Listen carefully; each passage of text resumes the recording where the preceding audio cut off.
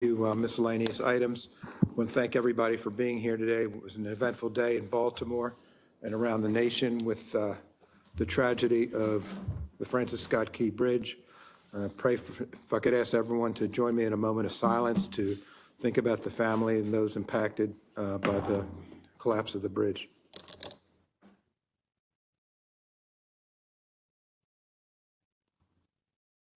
Thank you so much. I fear that the collapse of the bridge will have far-reaching impacts to the economy, to transportation, indirect contacts. So first responders were outstanding, responding quickly in the middle of the night. Councilman Crandall is on site right now, and he's been working with some of the national leadership and state leadership to kind of coordinate some of the activities that are required to address the tragic situation. Going to start with an opportunity for any of my colleagues that wish to share any thoughts related to the incident this morning. Anyone? Councilman Jones? No, just saying that our hearts and prayers go out to the family of the deceased, and I thank God for all the rescue workers. Thank you. Okay.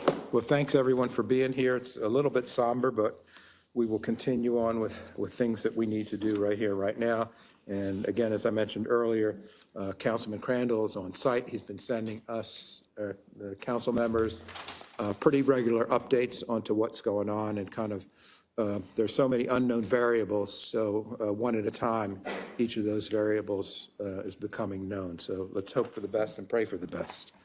So we're going to begin with item 1, miscellaneous business. This is related to the approval for qualified individuals for supervisor of assessments. This is under miscellaneous business, and let me turn it over to the secretary.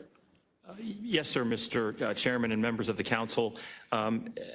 There is currently a vacancy in the as supervisor of assessments in the Baltimore County office for SDAT. The tax property article of the Maryland Annotated Code states that the director of SDAT shall appoint a supervisor from a list of 5 qualified individuals submitted to the director by the appropriate county official. In the case of Baltimore County, the appropriate county official is the county executive with the approval of the county council. In your books under MB1 is the county executive's list of 5 qualified candidates. They are Braxton McNeil, Edgar Clark, Robert Igbanugo, Tamil Aponte, and Zachary Grissard. Their resumes are also in your books, and they would be up for forwarding on to the Director of Assessments and Taxation for one of them potentially to be appointed the county official. One question, Mr. Secretary. I noticed that one of the appointees is a resident of Delaware. Does that impact the qualifications, or is that something that's acceptable? It is acceptable. It does not require a county or state residency. Okay, thank you. It may be something that is considered by the director ultimately, but. Okay, thank you for that clarification. Yes, sir. Any of the members have any questions, comments, or thoughts they'd like to share on this? Okay, the next item is County Ethics Commission, the appointment of Sasha Rousseau. Ms. Rousseau is Sasha, I want to get the gender right. Mr. Sasha or Miss Sasha, or I'll just say Sasha is not here today, but we hope, we wish Sasha well. And again, in this case, Mr. Chairman and members of the council, Sasha's resume, or in essence, her resume based on the application she filled out for this commission is in your books for consideration. Gotcha. Thank you so much. Okay, we're going to jump around a bit, and next is going to be, this is one I'm excited about. This is appointment to the Director of Human Resources. This is Ms. Renee Coleman. Ms. Coleman.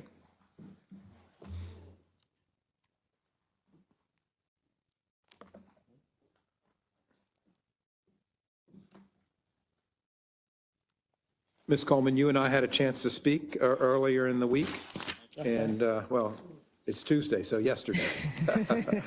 That's earlier in the week, correct? But in any case, if you want to just share a little bit of your background with my colleagues, you might have met with some of the others as well, but please go ahead, Ms. Coleman. Yes, sir. And I do want to say thank you for the opportunity with speaking with me yesterday.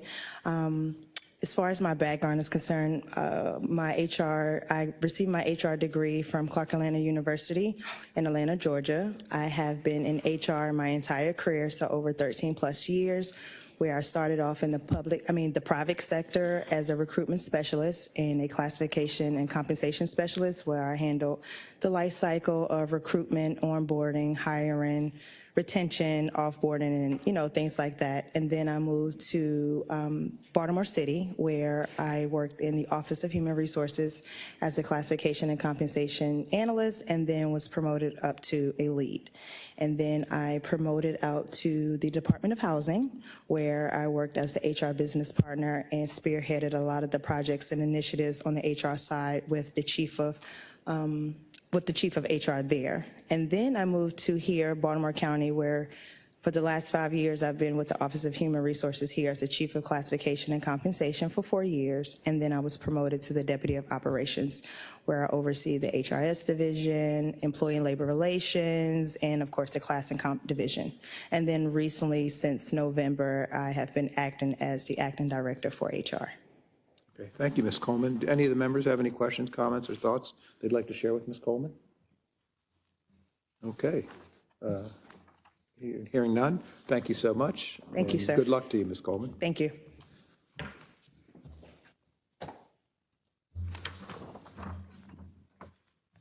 Okay, next item is another appointment. We're going to move from Department of Human Resources to the Office of Information Technology, and we have Mr. Christopher Martin, who's been nominated. And Mr. Martin, come on up.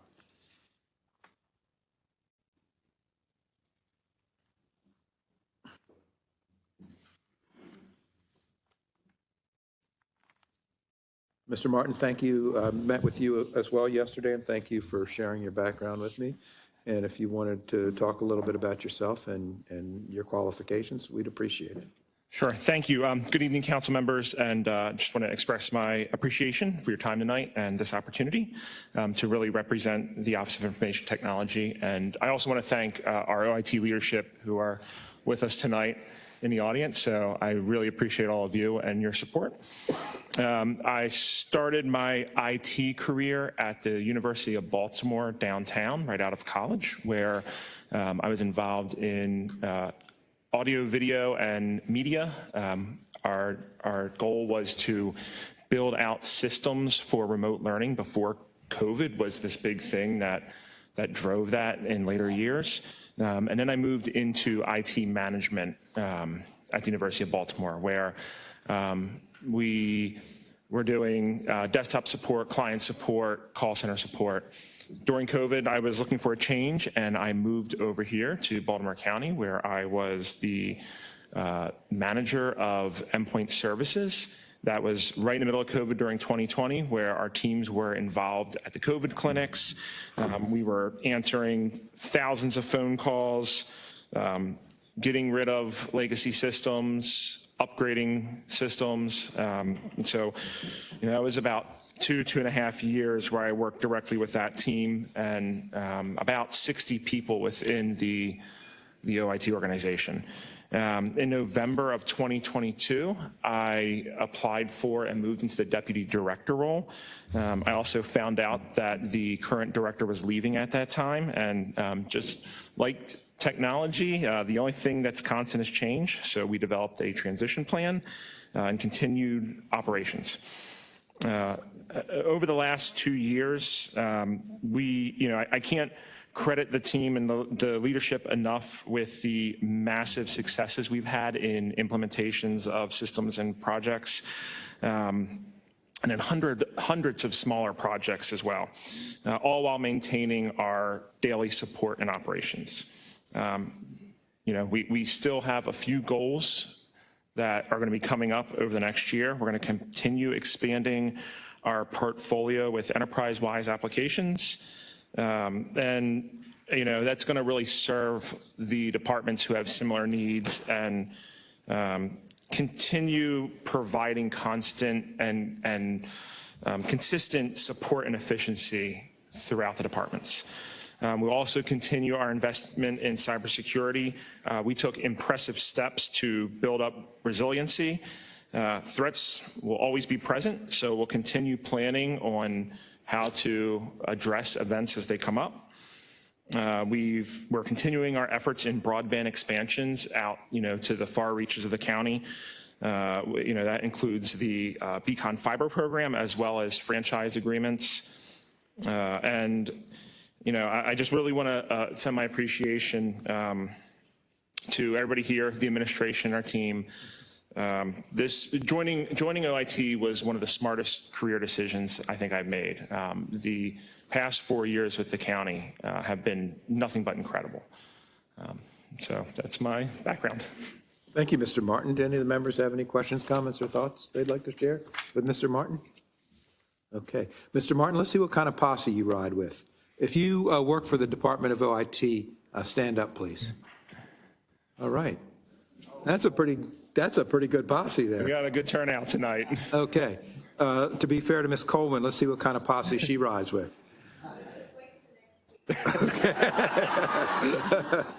Okay. It's going to be a competition. Thank you. Okay, we'll all wait till next week. We'll do a little, like the NCAA tournament, we'll do a little pool as to whose posse is. We're going to step up our game here. Okay. Thank you so much and good luck to you. Thank you so much.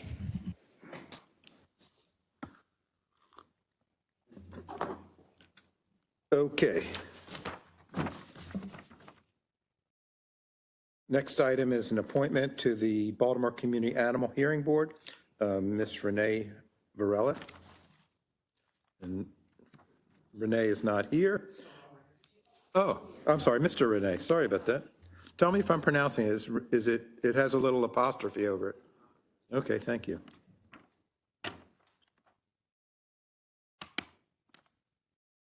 Mr. Varela, please tell us a little bit about your interest.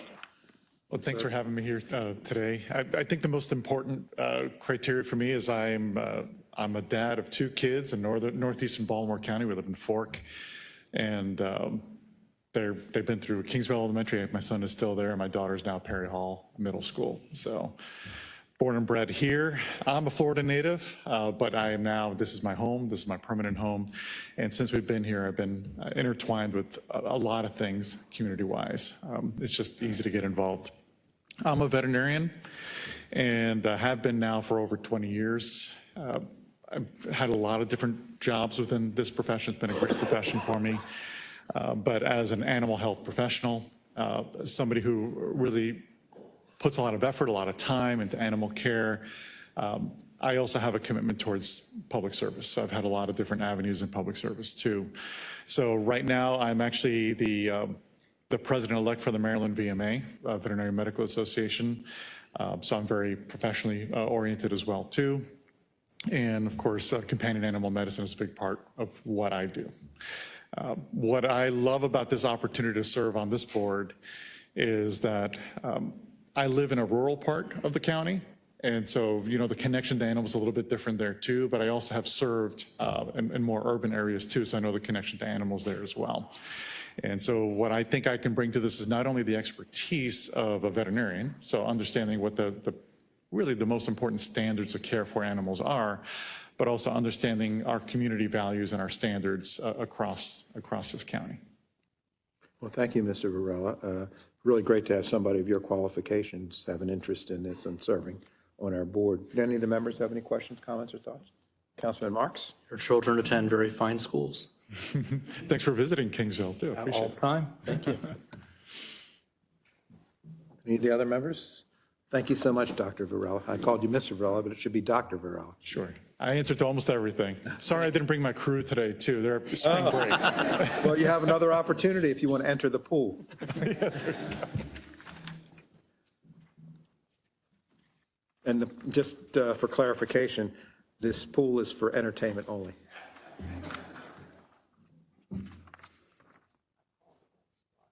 Okay. Okay, next appointment is for the Property Tax Assessment Appeals Board, and that's Miss Elizabeth Mosley. Is Miss Mosley here? Oh, come on up, Miss Mosley.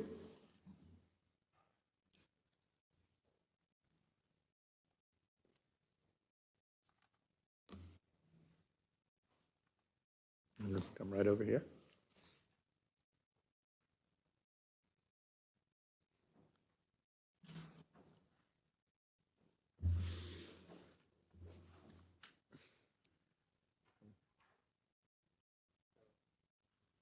Ms. Mosley?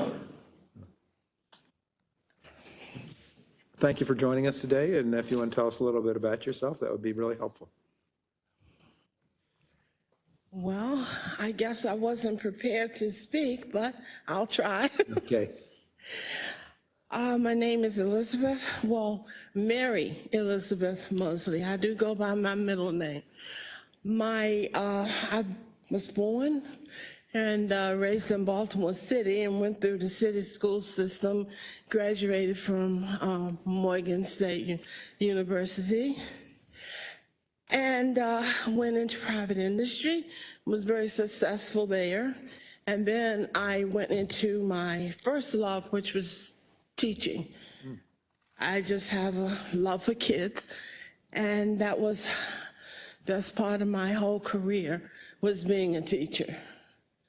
It's wonderful when you see all the light bulbs come on and they start laughing and you really have fun. Now, I live in the Woodstock area of the county, and it was very rural when we moved out there, sort of getting a little solar things going out there, but it's still pretty rural. So I really am interested in how the taxes are, how homes and the land are assessed for taxing. And the latest this has nothing to do with the taxing, but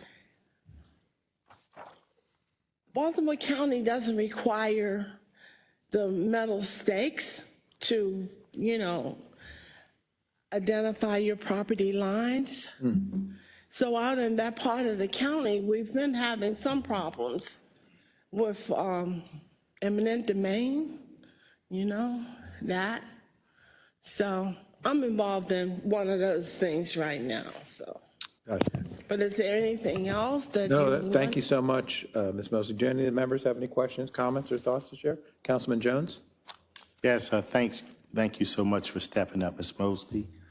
And you saying you're involved in something eminent domain in Woodstock? Yes. Where in Woodstock? Where? Currently. But what we've done is we had to pay an excessive amount of money to get a surveyor to come out, survey the land, put in stakes, and draw a new map. That's the same as the one that's registered with the county since 1996. But like I said, that's not a Baltimore County requirement. And I'm hearing from several neighbors that this is becoming a problem. So it might be something that you guys may want to look into. Okay, thank you. Okay, do any of the members have any additional questions, comments, or thoughts? Thank you so much, Ms. Mosley. Thank you for your interest. Thank you very much. Okay, so our next item is another appointment, and this is to the Baltimore County Property Tax Assessment Appeals Board, and this is Paige Davey for reappointment.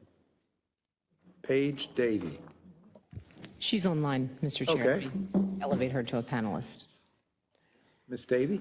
Ms. Davey, you're on as a panelist. You may, I have unmuted you, but you can turn on your camera if you would like. No, I don't have the camera functioning at this time. Would you like me to make a statement, or do you have questions? Please go right ahead and just tell us a little bit about yourself and your interests. Okay, I've been actually serving on the board for, I think, about 2 years now, working with both commercial concerns and individual taxpayers. My background is that I'm a CPA. I worked as an auditor for a Big 8 accounting firm for the first couple years, and then the rest of my career was spent with McCormick and Company, from which I retired. I've really enjoyed being on the board, and in particular, I think trying to assist the individual taxpayers, although the commercial side is certainly very interesting as well. And I'd like to continue my work if at all possible. Thank you so much, Ms. Davy. Could I ask you what part of the county you live in? I live in Cockeysville. Okay. Do any members have any questions, comments, or thoughts for Ms. Davy? Okay, thank you so much, and thank you for your interest, Ms. Davy. Sure. Okay, moving right along, the next item is, this is Bill 924, and sponsoring it along with Councilman Mike Ertel, and this is a mixed-use overlay district. This is an overlay district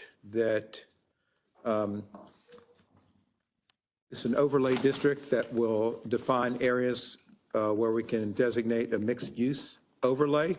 And so the mixed-use overlay is an area that may already have infrastructure that will be defined during the CZMP. It'll be a recommendation of the council member, and council members have a unique qualification where they are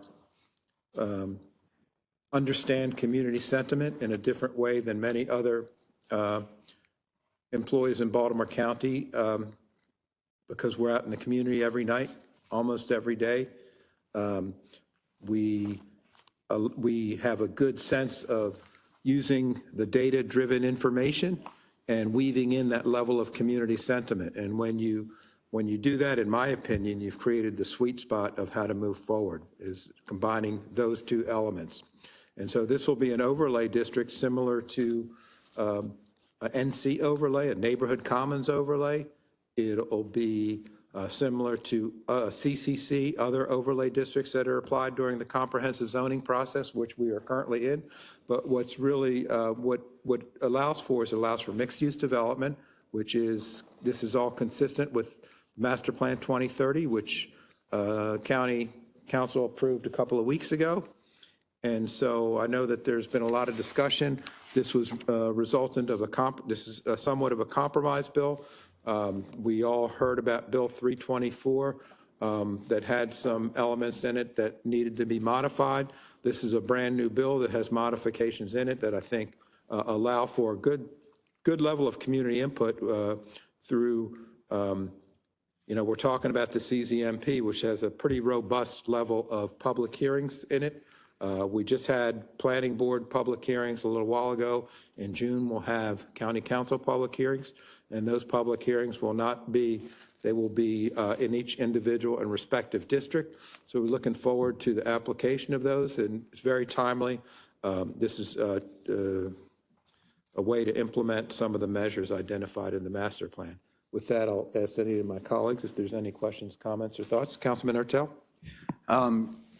Thank you, Chair. I think this also is a bill that we are trying to make sure that it encourages mixed-use development, and I know there's been a number already of a lot of input already and chance for amendment here to make this, we're trying to make this as ideal as possible from the beginning. So I think we're open-minded about it.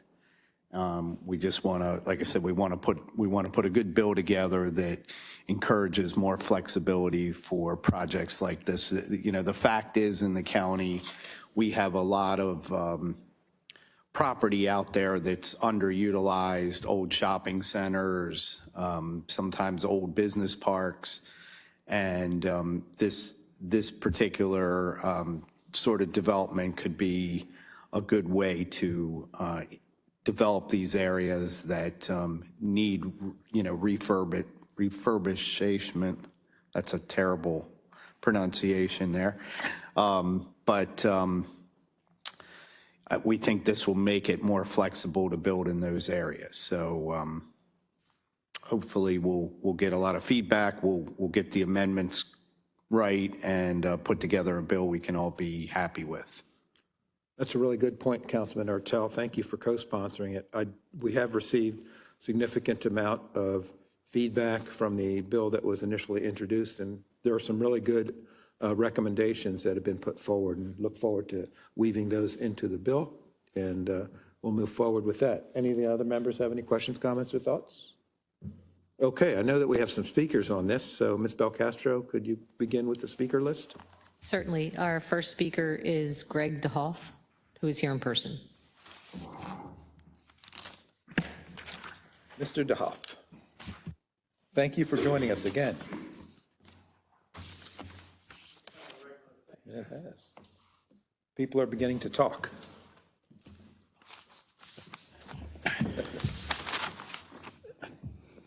Chairman Batoka and members of the council, good afternoon, and thank you for the opportunity to speak on Bill 924, the Mixed Use Overlay District. Again, my name is Greg DeHoff. I'm a resident of Lutherville, and I am a member of the board of the Orchard Hills Community Association. As an individual and as a board, we are concerned with any bill that does not address facility problems that would be created or exacerbated by any new development out there. We understand the need for new development. We understand the need for growth. We understand the need for affordable houses. But any local or state bill that does not have provisions to protect our existing infrastructure, or at least not harm the current infrastructure, should not be passed. This would include protections for schools, roads, sewer, water, electric, and police, who we rarely hear anybody talk about, but they're already overtaxed as it is. As I said, I'm a resident of Orchard Hills community. This neighborhood resides just north of the Baltimore Beltway and west of York Road. In 2023, there were 96 accidents in a little more than a half a mile stretch of York Road between Seminary and West Road. 96. That's an average of 1.8 accidents per week. That to me is an extreme high number. And it's not just accidents on that road that causes traffic problems. If any issue happens on the Beltway, which causes the Beltway to slow down, people use York Road as a cut through to go between the Beltway and 83 or vice versa. And we saw it just this past weekend. There was an accident in Catonsville that slowed the Beltway down enough that people were getting off at York Road, and you can tell when it happens. And I think the event, the tragedy that happened today at the Key Bridge this morning is another thing to understand, okay? And I believe it shows that only one event can cause such cascading events in our area, and it's something that has to be considered. As for public transportation, I don't believe Maryland transportation system works. In Cockeysville, Lutherville, Timonium, all of the transportation runs north-south basically. From my perspective, it's built on a hub and spoke system here in Baltimore, and that system is not efficient, and I don't believe encourage ridership, which should be part of this whole process. As I finish, I just want to make sure it's clear. Orchard Hills Community Association nor I are opposed to well thought out development. As from my perspective, government runs in a crisis mode, trying to correct problems that have already been created. I would not add an addition onto my house without correcting problems with the foundation first. Government at all levels needs to start operating in this mode and not just react to one problem while creating additional problems. Any new development needs to have plans to protect what already exists and protect the citizens of Baltimore County, your constituents. Thank you. Thank you, Mr. DeHoff. And you bring up some valid concerns, and I think you'll see in the upcoming weeks that there'll be different, and it's hard to address all of the concerns you bring up in one single bill. So I think you'll see a series of bills coming up, pieces of legislation that will address some of the very things that you brought forward today. Thank you. I will make one other comment. I hear the word adequate a lot, Adequate is a very vague term to me, because I guarantee you if I ask each one of the county council members what adequate means and what I mean, we potentially will all come up with different answers.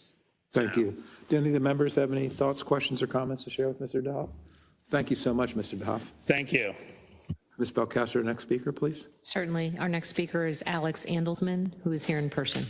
Okay. Mr. Andelsman.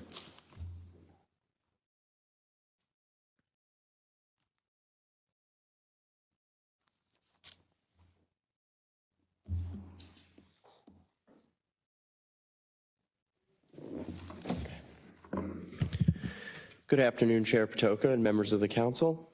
My name is Alex Andelsman, and I'm here today on behalf of the Maryland Building Industry Association, an organization representing over 100,000 building industry professionals across our state. I wanted to address our members' concerns regarding Bill 9-24, commonly known as the Compromise Bill on Mixed-Use Projects. We urge the council to take two important steps.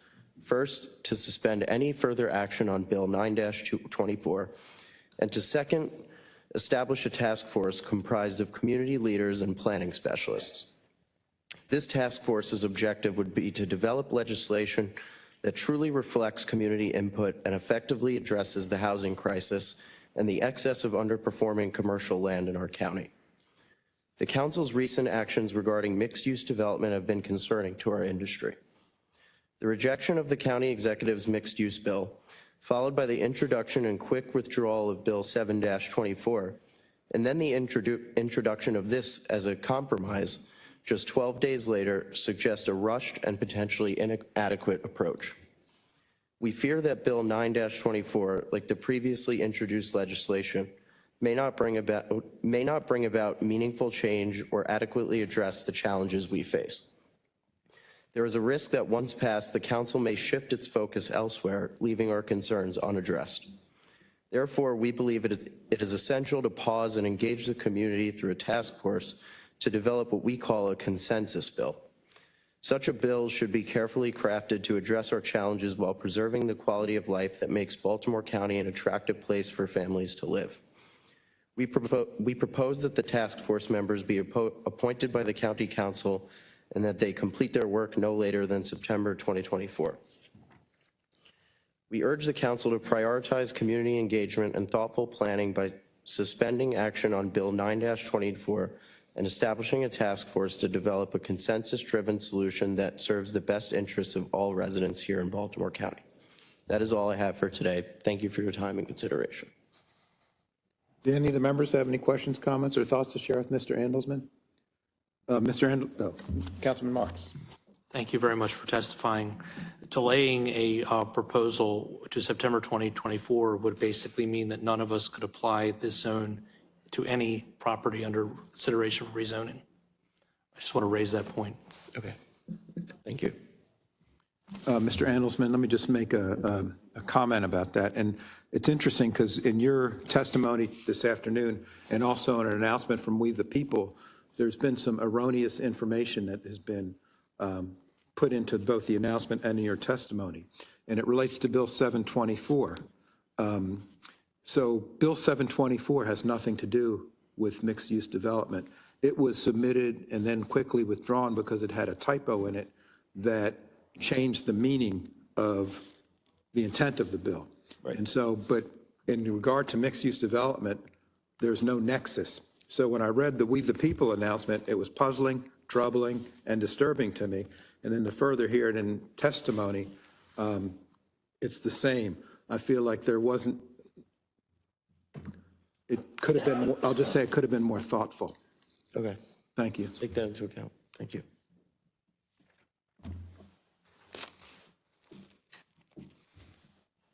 Next speaker, Ms. Belcastro. Certainly, Mr. Chair. Our next speaker is Alicia Green, who is online. Ms. Green, you're on as a panelist. You may begin your testimony and/or turn your camera on. Thank you. Go right ahead, Ms. Green. My name is Alicia Green. I'm a resident of Towson Estates and serve on the board of the Towson Estates Association. We're in District 6. Our concern is mainly in Bill 924 with line 16, section D, which is that subsequent uses will be permitted by right in a mixed-use district. Concern about making these types of projects by right is because the Baltimore County public should be part of specific conversations about when and where more residential development occurs, because converting existing business areas into mixed use will have a great impact on surrounding residents. Towson Estates residents are already very concerned with additional housing development in our area, where we are dealing with overcrowded schools, issues with water runoff, and traffic safety. We worry that mixed-use overlays wouldn't allow for appropriate public input on specific development proposals within the overlay zone, and could allow high-density housing to be added in areas that don't have the infrastructure to support them. Thank you for your time. Thank you, Ms. Green. Do any of the members have any questions, comments, or thoughts for Ms. Green? Ms. Green, I'd like to share something with you. So any zoning designation is by right. So density residential, business local, manufacturing, it's all by right. I think just a couple of things that you said I'd like to comment on is I think that there'll be ample notification and public input because not only for this CZMP, but for future comprehensive zoning map processes, is because there are multiple planning board sessions on this, multiple county council sessions that are in the district, in situ, I think that's the right phrase. So I do think that there will be actually even more opportunity for public input. And then the last comment I'll make was you were concerned about providing mixed-use development where there's infrastructure, not where there is not infrastructure. And what this bill intends to do is that very thing, to make sure that we only have mixed use where we have infrastructure. And where we don't have infrastructure, we won't have it unless there's a council member that goes rogue. And I don't think that's going to be the case. So I appreciate your concerns, but I think this bill actually is in support of the concerns that you have. Thank you. Nobody's going to go rogue, right? Okay. Ms. Del Castro, the next speaker. Our next speaker is Susan Williams, who is here in person. Okay, Ms. Williams, good to see you.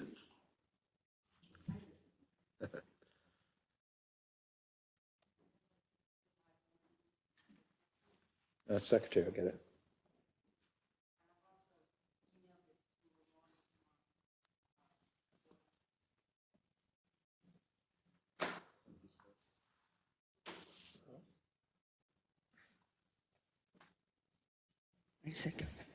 Good evening, and thank you very much for this opportunity. My name is Susan Williams. I have over 45 years' experience in land use planning, zoning, implementing all the kinds of projects you're proposing. I've also written a lot of regulation and understand how policy affects regulation and what happens in the field and on the ground.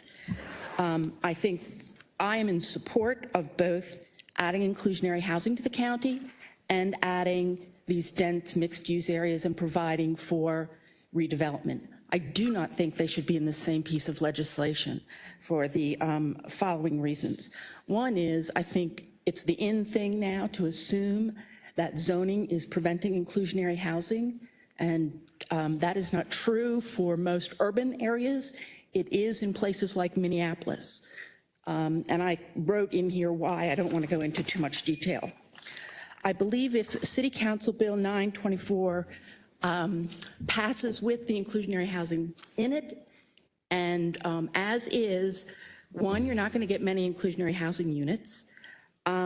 No inclusionary housing will be developed in other areas like the BMCT zones that are Hunt Valley and, I can't remember the other one, Owings Mills. So these places where massive residential development is going, you're not requiring any inclusionary housing. So you're going to get inclusionary housing that, by the definition of the areas in the master plan, are areas where things are not as stable. You're going to put the inclusionary housing in neighborhoods and areas that are not as stable. I think if you overlay a map of your nodes and your minority population, you're going to get overlap. And I think a lot of people are concerned that you will be disproportionately affecting neighborhoods that are already struggling for stability. Additionally, most of the units you'll get will be studios or one-bedrooms because you have not put any link to unit typology being the same proportion of the building. So you're not going to get family units, you're going to get individuals or couples. And inclusionary housing in residential markets that are relatively strong, which is Baltimore County, can be achieved more simply by simply requiring anybody that's building a multifamily structure to provide, whether it's 5% or whatever of those units as inclusionary. That way you get them anywhere in the county that you're inside the URDL where people can put multifamily buildings. And it's also a very low percentage, which can be tied to building permits for new construction and substantial renovation. There is a huge equity issue going on with these. And I guess that most people are afraid that they are going to be the neighborhood that's going to be inundated. Shoot, I'm sorry. You can finish your sentence. Well, for the equity issue, it's that families' wealth is their home. They're very concerned that if a neighborhood like these node areas become more inundated, their stability of their neighborhood's going to go down versus spreading it out.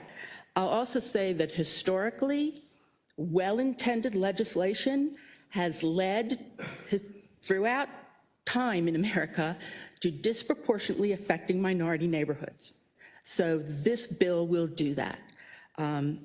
Then I also Ms. think— Williams, if you could summarize just. Yeah, I also think that by doing it all over the county, you put builders on the level playing field for financing.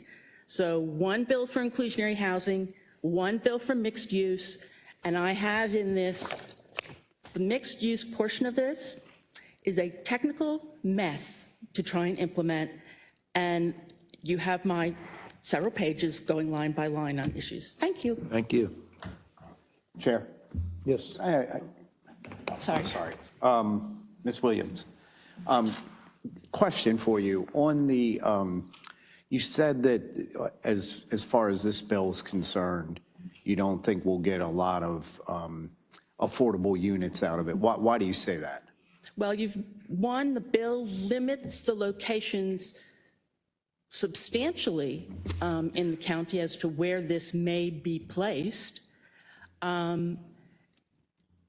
And you also aren't necessarily going to get people to decide to do more dense development just, based on the penalty supposedly of inclusionary housing. Developers just will say, I don't care. I want to build. I'll build under the current zoning, or they'll ask to rezone. Right, okay. I think one of the things that we're seeing in Baltimore County, just as a reference, we don't have a lot of green land, we don't have a lot of virgin land left. So we're anticipating that the future of the county, we're not going to see a lot of, unfortunately, we're not going to see a lot of single-family homes built or even townhomes built. I mean, I'm sure we'll have smaller one-off developments, but we're not going to, we're envisioning that a lot of our future is going to be some kind of mixed use, whether that be mixed use with single-family homes, apartments, townhomes, some kind of retail mixed in. So that was one of the reasons why we're interested in this bill, is because we see the future of development in the county being on pieces of land that we may be doing several different things on. And we just don't have all this open land anymore. I absolutely concur with you, and I think that development, mixed-use development, and substantially denser development that then may surround it is what you need in this county, in my county too, to accommodate future growth. My concern is what this bill does is ties the only inclusionary housing that will be mandated in the county to obtaining this density. And you're going to end up with your inclusionary housing units only in these areas, and you have this huge opportunity with Hunt Valley, with Owings Mills, all these major apartment buildings going up. And I think White Marsh and Security Mall are going to be next, and there are other areas like that too. And those don't have to do one unit of inclusionary housing. Right, okay. Thank you. Do any of the other members have any questions, comments, or thoughts for Ms. Williams? Thank you so much, Ms. Williams.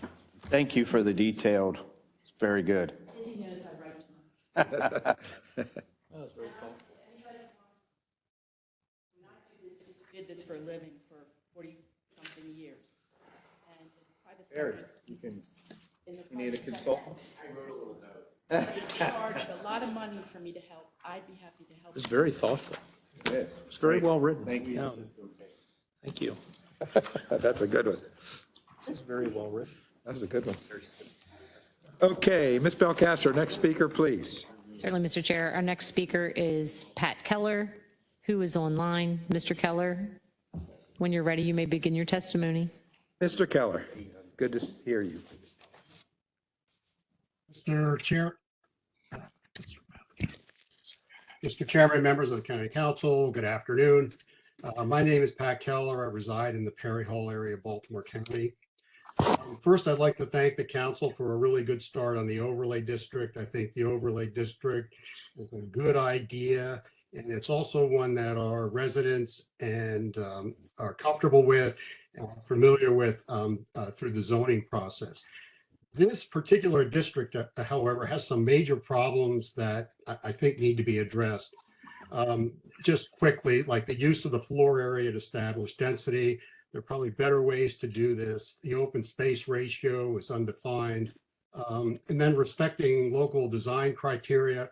And just to point out, like Security Square Mall or White Marsh Mall, or perhaps the other county design districts that are throughout the county that this district may be applied to. And so a good solution to this would be the creation of a task force appointed by the county council to make this bill better.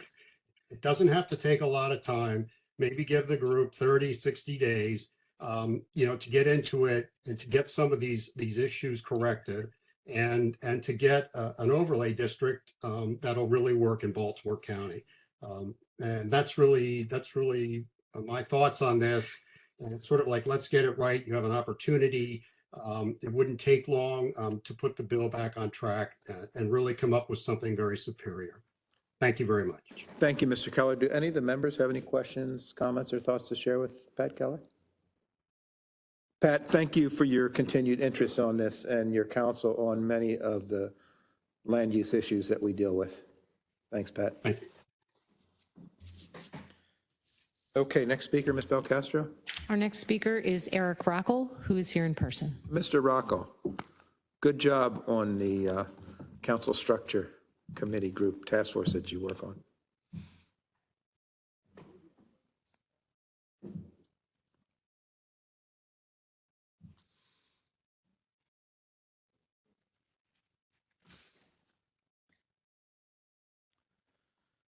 Good afternoon, Mr. Chair, members of the council. Thank you for giving me this opportunity.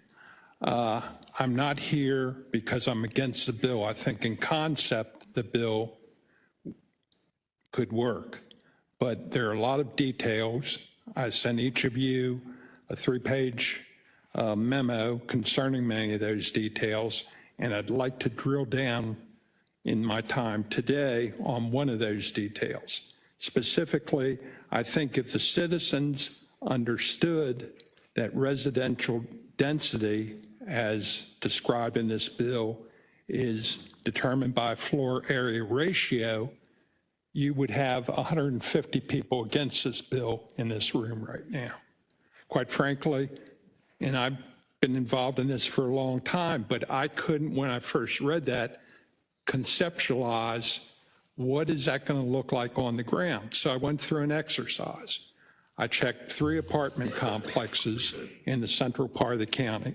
I did not take the smallest 1-bedroom or the smallest 2 bedrooms, but I took sort of the middle ground of 1 and 2 bedrooms and computed out what that would look like on a per floor basis if I had a 2-acre parcel and I was going to devote 1 acre to the actual building that would house the residential units, and the other acre would be amenity open space and parking and those sorts of things. And what I came up with was that on this 1 acre that would be built upon, I could get 36 density units per floor. And even if I changed my calculations around a little and did 33 density units per floor, here's what I found out. Now, again, going back to the floor area ratio, in the BR business roadside zone, that allows for a floor area ratio of 2. In the BL business local, it allows a floor area ratio of 3.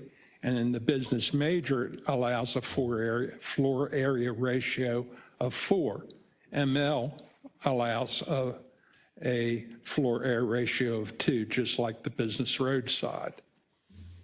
So going back to this theoretical apartment complex and mixed-use complex I would be building, I found out that if it was a floor area ratio of 2, it would amount to 54 dwelling units per acre.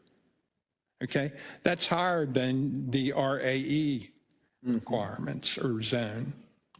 If I used a floor area ratio of 3, it would get me up to 90 units per acre.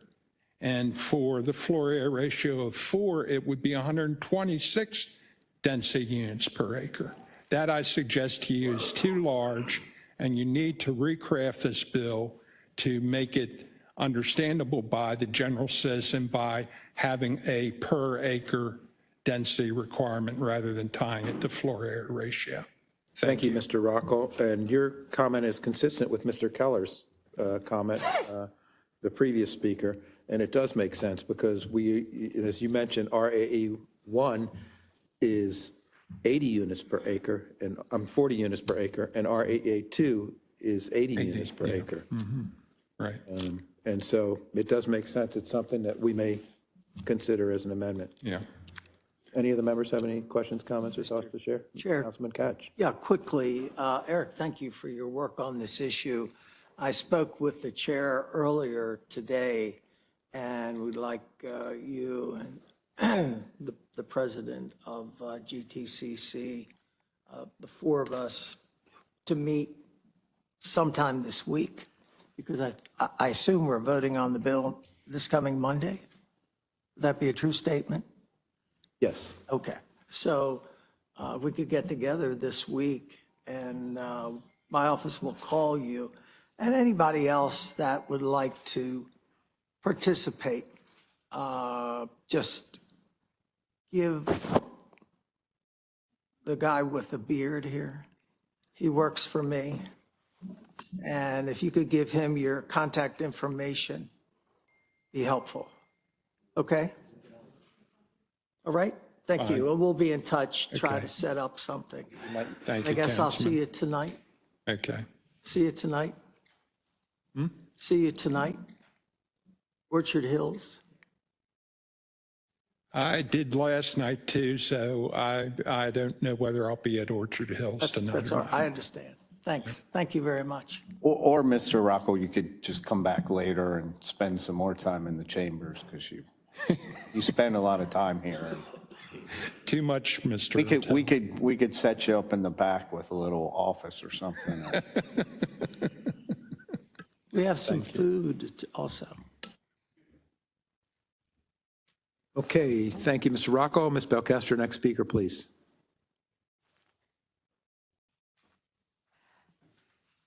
Yes, Mr. Chair. Our next speaker is Michael Greenspun, who is online. Mr. Greenspun, you're on as a panelist. You Welcome, may begin Mr. your Greenspun. testimony. Hello. Good. You can go right ahead, Mr. Yep. Greenspun. Good afternoon, Chairman Patoka and other members of the council. I am Michael Greenspun, and I have been a developer in Baltimore County for 23 years, and I'm currently chair of the MBIA Baltimore County chapter. I'm here to speak about the Mixed Use Overlay District Bill 924. Obviously, I wholeheartedly endorse the concept of mixed use development, and it's certainly time to bring Baltimore County up to speed on this. Furthermore, anything that can be done to help alleviate the severe housing shortage and bring more housing opportunities to the county is praiseworthy. This legislation is wide-ranging and breaks all kinds of new ground, covering an array of complex issues, but therein lie my concerns. For starters, the council never reached out to the Maryland Building Industry Association for comment, suggestions, vetting, or any feedback whatsoever.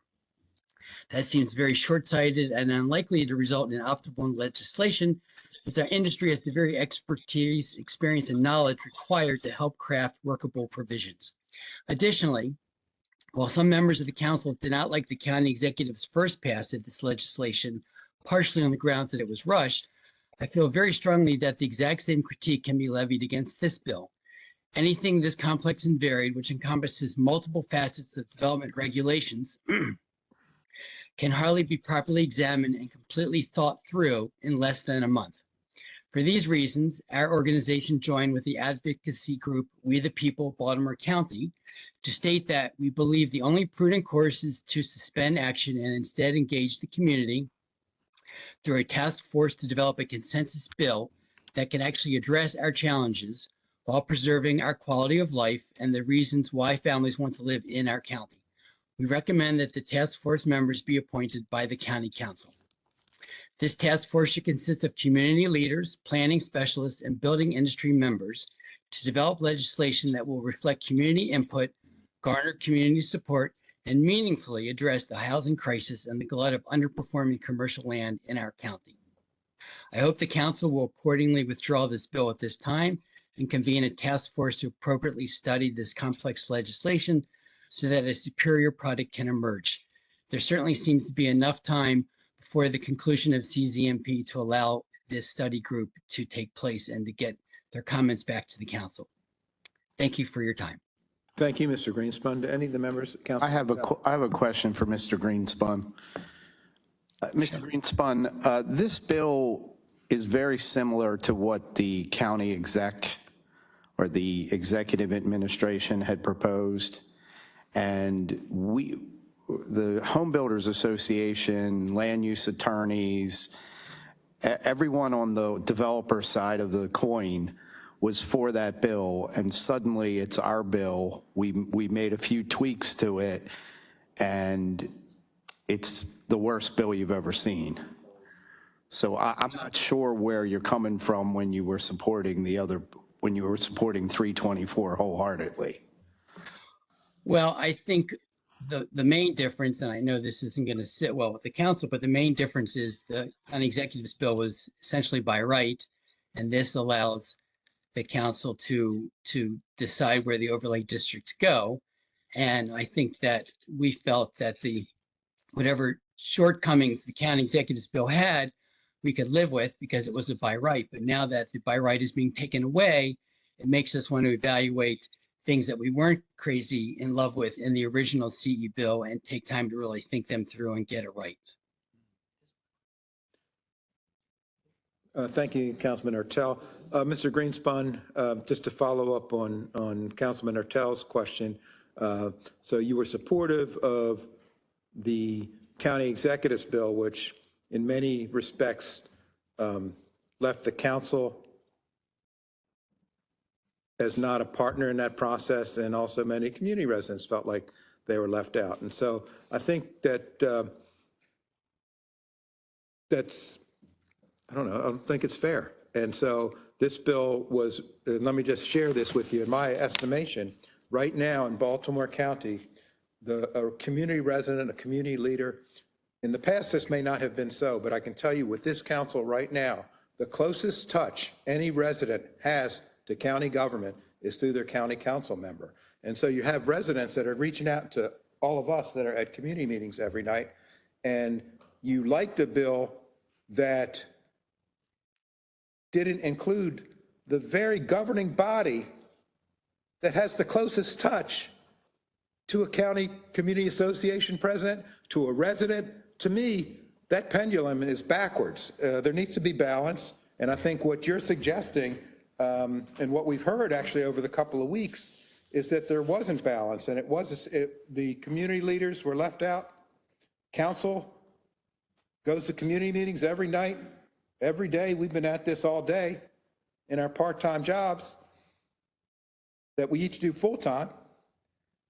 And it's just concerning to me that after the commitment that each of my colleagues have and the interaction we have on a daily basis with community leaders, that a preferable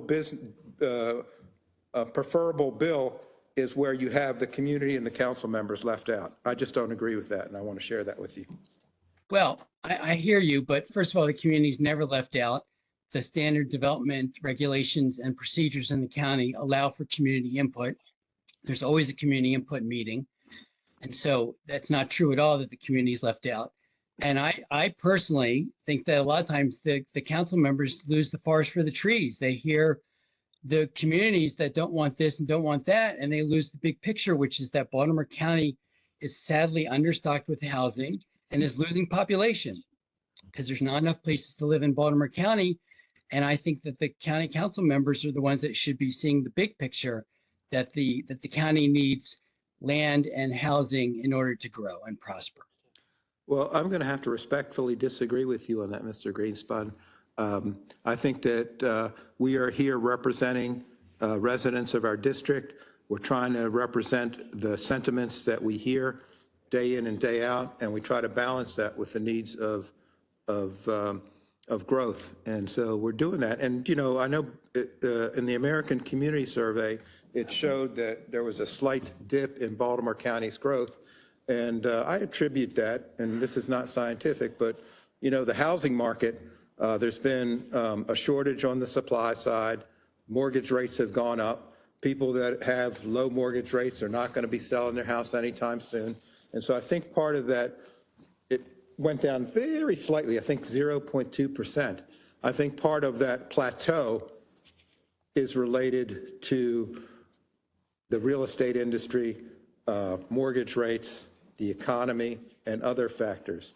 I don't know that it's directly related to the home building industry. So you and I can respectfully disagree on that. I think we do, but that's okay. All right, thank you, Mr. Greenspan. Any of the members have any other additional questions for Mr. Greenspan? Okay, thank you very much. Ms. Belcastro, next speaker, please. Our next speaker is Klaus Philipson. Mr. Philipson, you are a panelist. You may begin your testimony. Thank you and good afternoon. My name is Klaus Philipson. I live in the 1st District. We support the creation of mixed-use zoning and expanding the allowed uses in business zones. We support, and when I say we, I'm speaking on behalf of we the people. We support expanded construction of residential units which are in short supply on underutilized commercial areas which are in oversupply. And we support the notion of nodes in the county master plan and the incentive for investment inside of those commercial nodes. So all of that is good on that bill that is addressing these issues in a variety of ways. However, like some others, especially Michael Greenspan just now expressed already, we feel like that the results will be marginal because as long as we are looking at this with each council member as the gatekeeper where the overlay districts are actually imposed or placed, we are getting exactly what we are having today, which is that in certain areas where it's necessary, the development will be stopped cold. And we have seen this when you voted on the master plan and allowed 2 council members to take substantial nodes out or all nodes out in their district. Then this was proof that you guys are not looking at the whole county as a whole, but that you are just looking at your district. And that is the problem with this bill, that this will continue. And as long as this bill is voted on just as a tool without board voting which notes will be collectively applied alongside with this bill, so that you all look at the bigger picture, not one by one district, but that in totality, one can see what the total impact of this bill would be with the areas that would be where it would be applied. As long as that doesn't happen, we don't believe that you will get the results that you are looking for. So we do feel like the home builders that bill needs to be reviewed. There's no way that by Monday would have reflected all the comments from Mrs. Williams and from Eric Rockel and from others. And that therefore there would have to be some kind of delay to make this more meaningful and not rushed.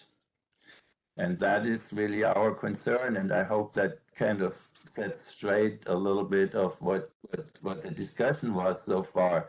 It's not that we don't think that this is a bad bill just because it comes from the council. The problem is, as long as a single council person is the gatekeeper as to what happens in the county, in his district, we're not making progress. Okay, thank you, Mr. Phillipson. Do any of the members have any questions, comments, or thoughts for Mr. Phillipson? Okay, Klaus, thank you very much. Good to see you. And Ms. Belcastro, next speaker, please. Our next speaker is Michael Sapiniak, who is online. Mr. Sapiniak, you are a panelist. You may begin your testimony. Okay. Hi, my name is Michael Sapiniak. I live in Cockeysville, and I want to comment on the bill by itself. Nothing about Bill 924 is objectionable. The objection I have to it is that it is by itself. The creation of this new tool is welcome. It allows for some affordable housing incentives and allows for slightly less stringent parking minimums. That's laudable, great. But given the trajectory of Baltimore County and its population losses, it isn't nearly enough. It won't move the needle. The other objection I have to it is the manner in which we've arrived at it. Haphazard is the word that really comes to mind. Bill 724 seemed to be a hastily submitted and weak substitute for the mixed-use development legislation, and this Bill 924 comes across as kind of the same way. It just doesn't seem like we have a real vision or plan holistically for land use in Baltimore County that takes into account the both sudden and creeping societal shifts we're now seeing play out. My sincere hope is that this bill serves as the first step of many over the course of this year and the following years. Please don't allow entrenched backward-looking interests to dictate and limit the county's future. When it was the mixed-use development legislation at issue, opponents argued that it would greatly diminish, if not completely remove, our council members from having any influence on the character and type of development that takes place in mixed-use projects. They also stated it was taking zoning power away from our county council. In contrast, with the possibly wider yet discretionary use of an existing zoning overlay that had been allowed by Bill 724 and this bill, they then argued that their county council members should not be given zoning powers that they were previously worried about them losing. So the contradictory nature of these arguments put forward by opponents, really, it's nonsensical. And it's these opponents that the council seems to be overwhelmingly representing and being responsive to. So it just seems to me the current model isn't working, especially when you look at state legislation that is looking to supersede the zoning power that has been given to the counties forever. Anyway, I agree with the calls to convene a task force of community leaders and planning specialists to develop more holistic legislation that will meaningfully address the housing crisis in a true county-wide fashion. Thank you very much. I appreciate the time. Councilman Ertel. Mr. Stefanik. Stefanik. Right, Stefanik, I'm sorry. Yep, that's okay. I butchered your name 3 different times, sorry. No problem. A question for you. Again, you were one of the, well, first of all, you referenced Bill 724, which is not related to this at all. Okay. That was a different bill that had nothing to do with mixed use. But you were also a proponent of the county exec's bill 324, and you were one of the ones who thought that was one of the best things you've ever seen. I don't know if you said those words, but that was kind of the point of it. Yep. And now that we have a very similar bill that we've tweaked slightly, very slightly, it's the worst thing anyone's ever seen. Is that? No. So I fully support the bill. Why the sudden change in thought process on this? Yeah, maybe my point didn't come across. I think the bill's, it's good. It's laudable, should be done. My fear is that it will be the only legislation pursued, that it'll be, okay, we've done our affordable housing mixed use deal, let's move on. It really needs to be the first step of many. And it doesn't seem like there's a holistic plan coming, like a suite of legislation coming. And I do agree with Michael Greenspun. I do feel that the by right nature is very important, because I feel like our standards have become so skewed towards community control and responsiveness that we're to the point that nothing's really moving. We're to the point that the state is talking about superseding control because we've locked down so much of our development. So I get the sense, I understand that the council feels like they're making big changes, but I think it's simply because nothing's really happened in a major way for so long. So we feel like it's a major step, but it's actually really fairly small. Okay. So you say these things, and so I'm a new council person. I've been here 15 months. We've passed some legislation since I've been here. I'm not saying that I've changed the council or anything, but I think we are a thoughtful council in that we do have some bills coming. We actually have an APFO bill that we are, in all likelihood, going to introduce soon. And one of the reasons that development has been, I don't know about slowed down, but when we've talked about this personally, we have a lot of issues in Baltimore County where we have schools at 115% capacity, 120%. We have sewers that fail every time it rains hard, and we want to add to that problem. We have hundreds of millions of dollars of sewers that need to be replaced in this county. We have stormwater management issues, and we have people that come in, and everybody wants it different ways, but build at all costs and dump it on the citizens after the fact to say, you know what? I'm sorry, we built another 10,000 apartment units this year, and the citizens are now going to have to pay for this. So we're going to raise your taxes 1.5, 2 times what you pay now. So this is what we deal with. So we're going to have to figure out a way to pay for this. It's not just a matter of, building at all cost and we don't have impact fees. We've never had impact fees in this county. We built White Marsh, Perry Hall.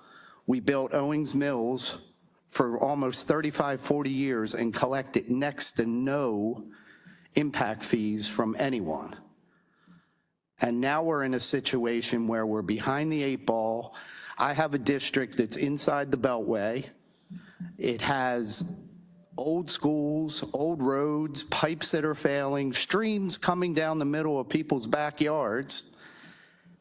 And we have a lot of people who live, you know, out above the Erdl telling us to make the inner part of the county more and more dense when we don't have the infrastructure to handle it.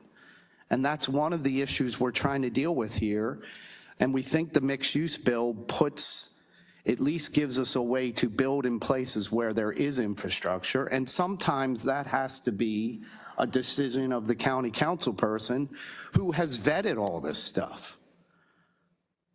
Because at some point, we're accountable to the taxpayers, we're accountable to the citizens. We have to be able to provide services. If your dog gets sick because he swims in Lake Roland that's filled with raw sewage, by the way, it's a problem. So, I mean, we're trying here, but, you know, we're not going to pass, every bill we pass is not going to be ideal, but we're making a lot of steps to go in the right direction, I feel like. No, I agree. Those are very good points. And to be honest, I think we're just in a very difficult situation because of the way we've built everything as being very spread out. And now we're suffering those pains. And yes, we're in a tough spot. So I agree that we need to allow more density in places that make sense. So this bill is a good step towards that. Councilman Marks. Thank you. Councilman Hertel stole some of my thunder because he raised a few points I was going to bring up. In 2019, I sponsored legislation to create an impact fee system. It was watered down by a flurry of amendments proposed at the last minute. And as a result, we've seen very little coming from that legislation. And then in 2020, we did exactly what has been suggested. We set up a task force to look at the adequate public facilities ordinance. And there were some excellent recommendations that came from that. And some of the very same people who supported and participated on the task force have opposed it. And now we're, I think, finally going to get around to make some changes. I do think the council members have a worldview that's important. They interact on a daily basis with constituents. Some of us, I think, attend 5 or 6 community meetings a week, sometimes twice in one night. So we hear these horror stories. Doesn't mean we're anti-development. And I think there's a recognition that with a good bill here, we might spur excellent quality development in places, but there's other things that need to be considered. I just have a question for Mr. Boswick. We've had 2 speakers question the fact that by right development will not be allowed. That's not the case, correct? I mean, if this bill passes and a council member decides to apply it to a property under consideration in the current comprehensive zoning map process, it would be by right, correct? That is correct. It would be by right if it was applied. The only caveat to that would be, which is in the bill, that if there are certain uses that are permitted by right in the bill once the overlay is applied, and there are some more intense uses that are permitted by special exception, but that is consistent in the bill. Right. So by right does not mean special exceptions. It means by right. Correct. Okay, thank you. Mr. Stepaniak, I don't know if just to follow up on Councilman Hertel's question about, I felt like, and I want to hear if it was correct, that you said that 924 was nonsensical. Is that, did I hear that? No, it was the opposition to specifically 724, which. Oh, yeah, 724 is not relevant to the discussion. Let me just take the opportunity to summarize some of the differences between 324 and 924. 324 changes the parking ratios a little bit, so they're a little bit more community friendly, and there'll be less spillover parking into neighborhoods if the density is higher. There's also some benefits to, there's green space incentives, so if you have a sea of asphalt at a fledgling shopping center that's being converted into mixed use, then if you can crack up that asphalt, create additional pervious surface, there's a density benefit to that. So it's, and also, you know, the the level of community input is different because, you know, we've touched upon this issue over and over. Council members are, you know, spend time with community leaders every night, twice a night. And I just wonder if council members did not do this night after night, who would be the touch that Baltimore County has to community leaders and to residents? Sometimes I had a one-on-one today with someone that's with a community because they needed one-on-one attention. And I know my colleagues do one-on-one attention when necessary. But then there's other times where we do one-on-many, where we have a community meeting of people who also are giving up of their family time because they share the belief that their time can make their community stronger. And I share that belief. I believe my colleagues share that belief. And I think Bill 924 allows for some of the themes that the administration wants to happen, that different constituency groups, we the people, that even it achieves, believe it or not, some of the home builders' goals. And we have a good piece of legislation. I think we've heard some really good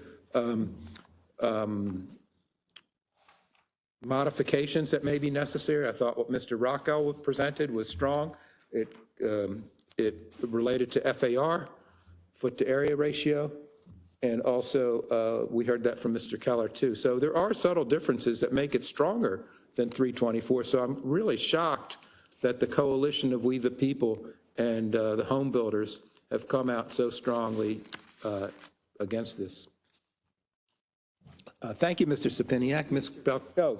Councilman Catch. Yes, sure. Mike, you're a constituent of mine, and were you, I don't know, were you present last Wednesday, the 21st, when I had my CCMP public meeting? About 150 to 200 people came. And what we did was we had each issue and, you know, opposing sides in most cases. And then I've asked them, the opposing sides, to work together to try to resolve their problems. And, you know, all I can say is that I think the people in our district are looking at the district as a whole and as part of the county.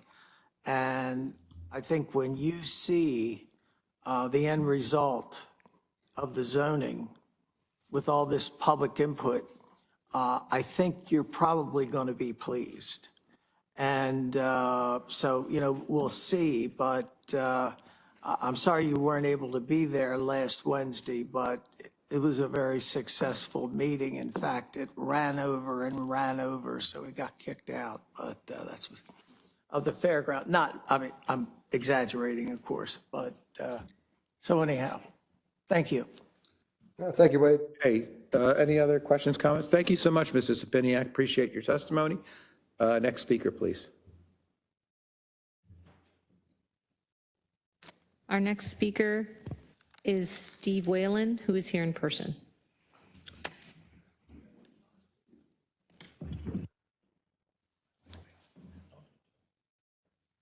Good afternoon, Mr. Whalen. Yeah, I'm doing well.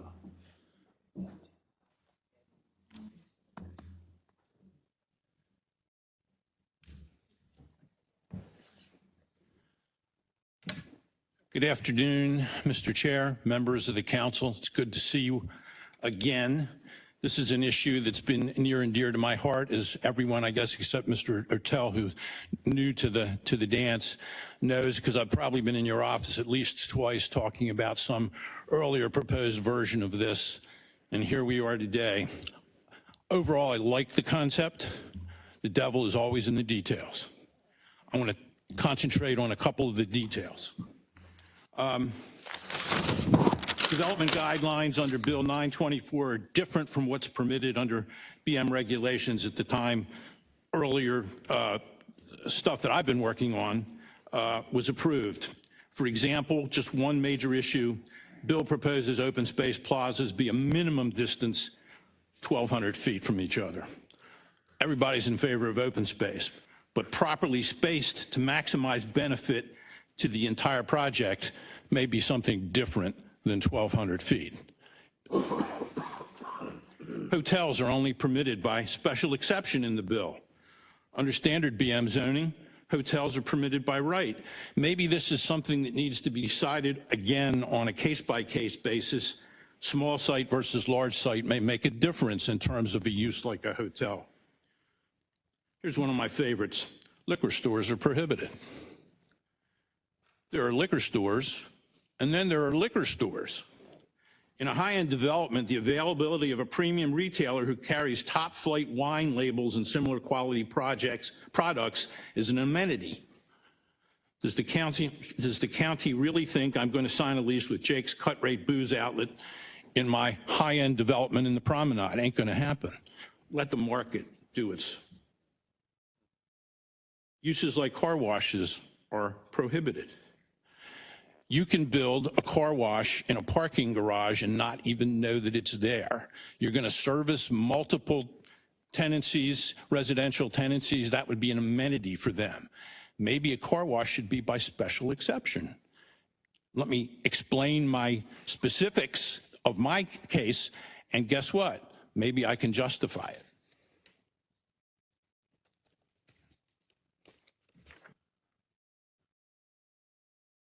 No one-story buildings are permitted. I'm sorry, this one's just silly. A restriction which might possibly, perhaps, maybe make some sense for a half-acre redevelopment site on Baltimore National's Pike makes very little sense for a 25-acre project on the Beltway. One-story buildings like signature restaurants can have two-story heights and volumes, even if they are physically only one floor. A one-story building can provide architectural and visual design relief and offer eclectic offsets to adjacent, taller construction. Design review panel approval is required. I suggest that it be advisory. Let the hearing officer look at all the facts and decide. And finally, if I may have just... Go right ahead. Okay. Affordable housing. It's one of the goals of this administration in passing this bill, and I applaud looking at that on a countywide basis. But guess what? Again, one size does not fit all. And as you all know, I'm from Catonsville. Catonsville needs more unaffordable housing. Our problem is we've got the top end moving to Howard County and Carroll County. I want to keep them. I want to offer them the opportunity to have high-end apartments that are going to be competitive with the best that's offered in the city or in Howard County, whatever, okay? So I think you need to look at the individual location and project and decide what the best thing is that should be incentivized in that particular area. Thank you. Thank you, Mr. Whalen. Do any of the members have any questions, comments, or thoughts to share with Mr. Whalen? Thank you for your testimony. Very thoughtful suggestions. Yeah. Thank you. I appreciate it. And I've worked very closely with you, Councilman, as you know, and I appreciate all the time you spent. Unfortunately, I spent a fair amount of time with, I want to drop names of prior councilmen who unfortunately couldn't make any decisions in this regard, but I am most appreciative. I've been very fortunate to have, even though he's taking care of keeping his wife happy in Arizona right now, the current councilman for the 1st District has been very thoughtful in working with us. Thank you. Mr. Whalen, you let the cat out of the bag. I'm sorry. I think your comments speak to the thoughtfulness of this council.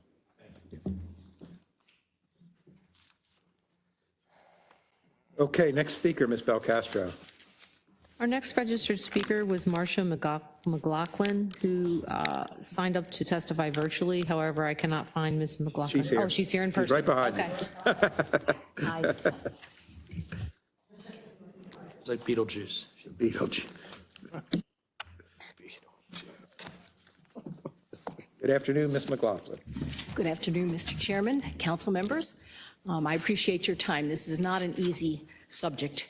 I am a 40-year resident of Lutherville, and 27 of those I spent managing planning and development in Howard County. As such, I knew both Pat Keller and MBIA quite well. It's a difficult task what you have before you. My piece of this testimony, which includes Pat's at the front, and he suggests, as you heard him, that perhaps there would be a task force, that within 30 or 60 days they could grind through some of the issues. My piece of this testimony is to talk about some of the other issues that would be useful to have, whether they're amendments that the council puts forward or whether they would be something that would go to a task force for consideration. So that's what I have here today.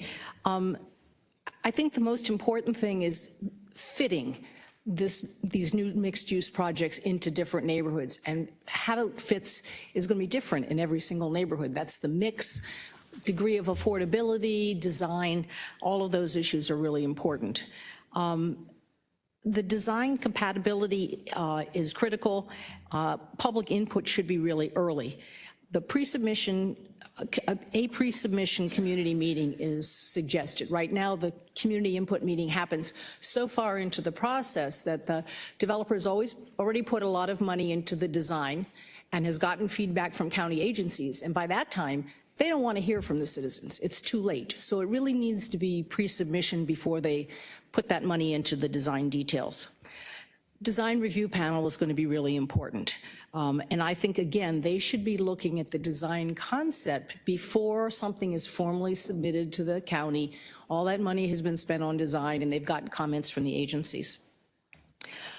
Key design issues relate to height, 4 stories, maybe 6 stories, possibly 8 stories if you're at regional malls like Owings Mills or White Marsh, but 4 stories is plenty on the corridors.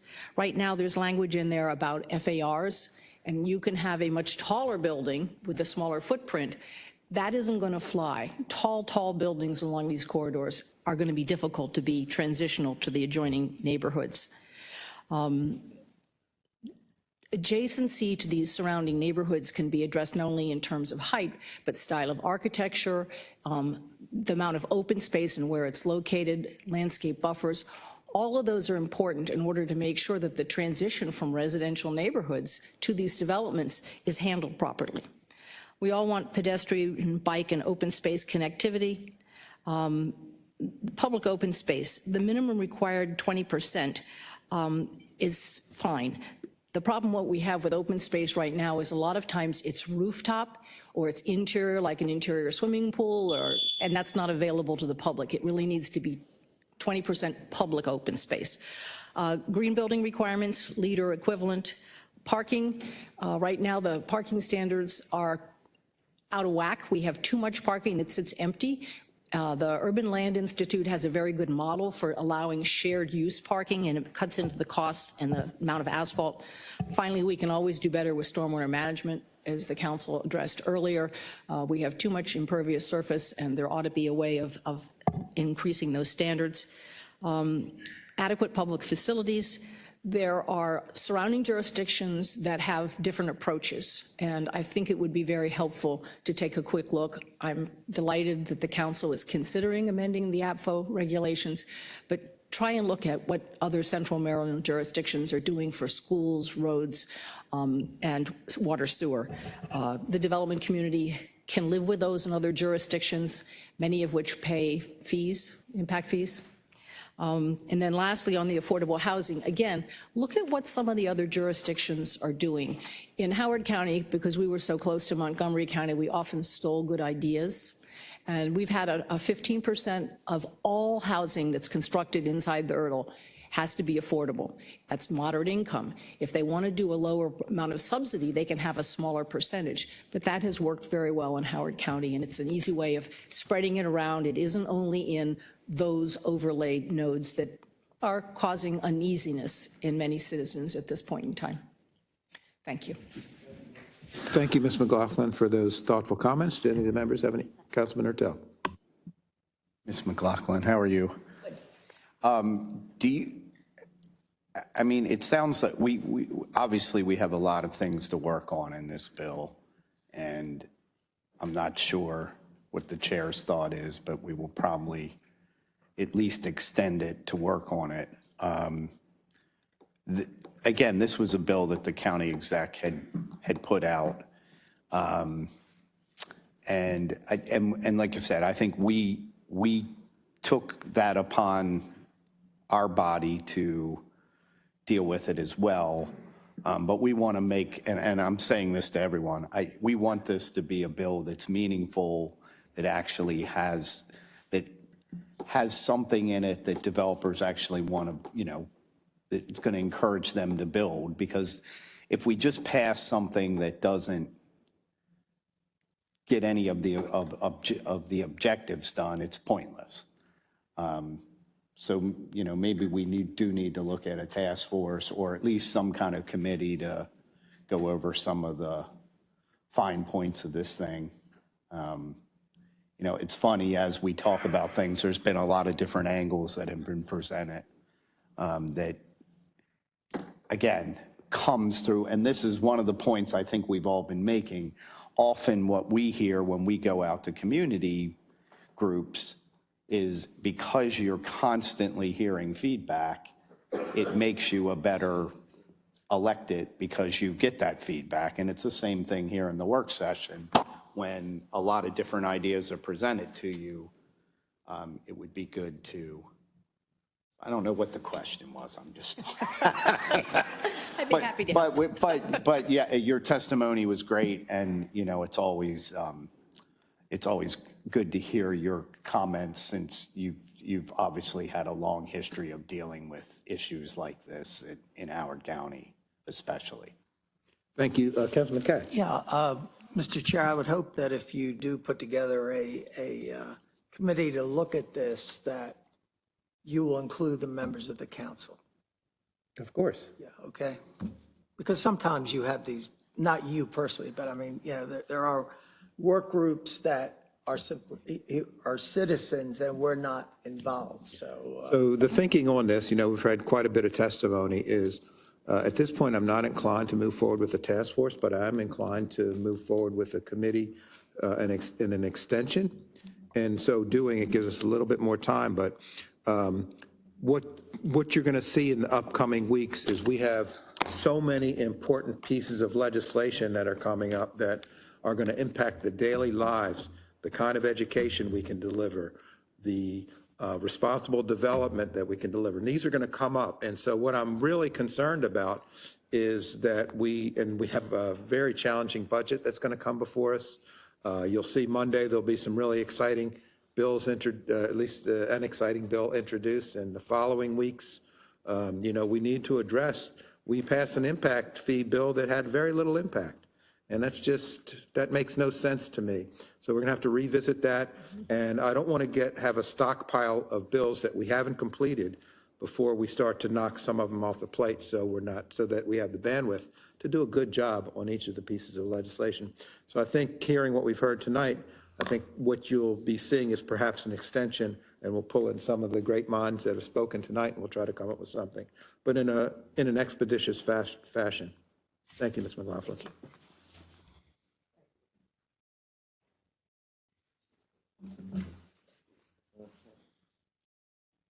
Ms. Belcastro, next speaker, please.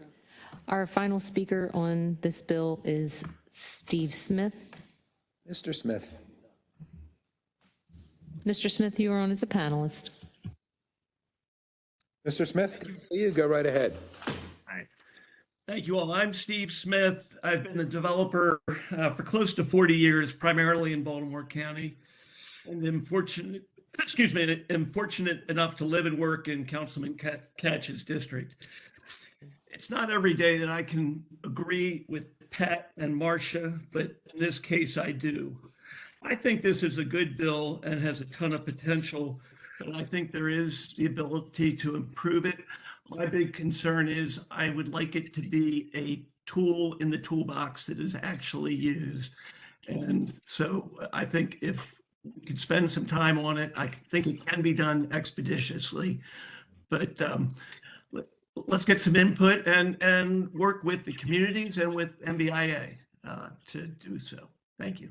Thank you, Mr. Smith. Do any of the members have any questions, comments, or thoughts to share with Mr. Smith? Okay, thanks, Mr. Smith. Good to see you, Steve. Yeah, take care. Thank you. Ms. Belcastro, next speaker, please. That was the last speaker for this bill. Okay, that was an action-packed discussion.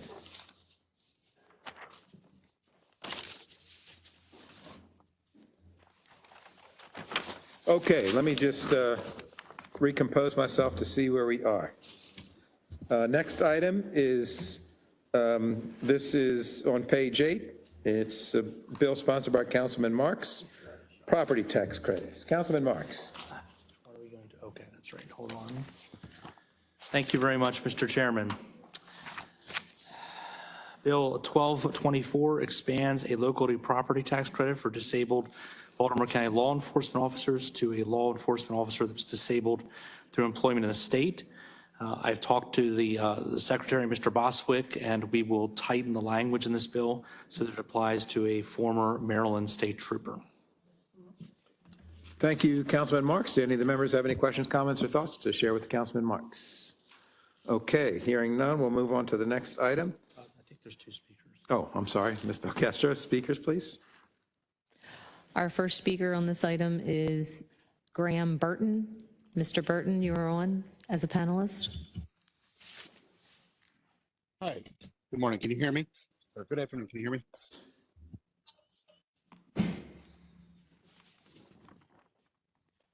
Yes. Can you hear me? Yes. Mr. Burton, can you hear us? I cannot. I see him coming through. Can you hear us now, Mr. Burton? I can't hear you guys, but I'm going to go ahead and start. Okay, Good thank you. afternoon. I'm Graham Burton, a medically retired Maryland State Trooper who resides in Baltimore, who supports Bill 1224, which amends the definition of law enforcement officer for the property tax credit for disabled law enforcement officers or rescue workers. I began my career with the Maryland State Police in January 2012. I served as a patrol trooper, canine handler, and was assigned to the proactive criminal enforcement team, which handled all high-risk traffic stops, while collaborating with all federal, state, and local agencies with focused efforts on dismantling large-scale drug operations. I was then promoted to corporal and transferred to the Golden Ring Barrack in Essex. As a lifelong Baltimore County resident, I was fortunate to be able to patrol Baltimore County during the 12 years I served with the state police. Unfortunately, I had a career-ending injury while attempting to apprehend a violent felon who was armed with a handgun during a traffic stop. Fortunately, he did not take my life, but he took my career. The career I worked for years to be accepted into, the career I dedicated my life to, the career I always dreamed about, and the career I envisioned retiring from at a much later age, with my family, children, joining around to celebrate all I had accomplished. Unfortunately, I was forced to medically retire from the Maryland State Police on May 1 of 2023. I've been working with many officials to extend the disabled law enforcement property tax credit to the Maryland State Troopers like myself as we face financial hardship after being medically disabled and forced to live on a drastically reduced salary after a career-ending injury. An injury sustained serving and protecting the communities we live in. Currently, this tax credit is only extended to Baltimore County police officers per its legal definition. The property tax credit is also extended to public safety service members of both paid and volunteer members of the Baltimore County Fire Department. There is a similar tax credit for disabled members of the armed forces, which does not exclude a particular branch of military services. Since Maryland State Troopers serve and protect citizens of Baltimore County, as I did for almost 12 years, I feel we should be included in the property tax, no different than the military. I have found there have been 2 troopers that have been medically retired from the Maryland State Police since Baltimore, that reside in Baltimore County, and they've been retired since 2020. It's only 2 of us. There's also letters of support from the Fraternal Order of Police and the Maryland Troopers Association, which also supports the extension to medically disabled Maryland State Troopers. I thank each of you for your service to our communities. I thank you all for your time, support, and compassion regarding the situation. I pray for all the public servants and public safety officials that serve our great communities while putting their life on the line without hesitation every single day, especially after circumstances that unfolded earlier today. Thank you, Council. Thank you, Mr. Burton. Do any of the members have any questions, comments, or thoughts to share with Mr. Burton? Okay. For your service. Thank you, Mr. Burton. Thank you. Next speaker, please, Ms. Belcastro. Our next speaker is Jay Diggs, who is online. Mr. Diggs, you may begin your testimony. Ma'am, can you hear me? Yes. Yes. Well, good afternoon, Mr. President and other council members. My name is Jay Diggs, and I'm here today to testify in brevity in support of this bill 1224. I was a Maryland State Trooper for 30 years and a state police HR administrator, civilian, for another 7 years after retiring in 2021. During my sworn tenure with the Maryland State Police, I was at one time the executive officer for our medical director for more than 7 years. One of our duties was to prepare disability applications for consideration by the Maryland State Retirement Agency. I believe we prepared approximately 7 disability applications for consideration during that time period. One thing that I do remember is I personally completed a comprehensive 10-year study of 96 trooper disability applications that were submitted during that time period. The study included a number of things, but it also included where the trooper was stationed and resided.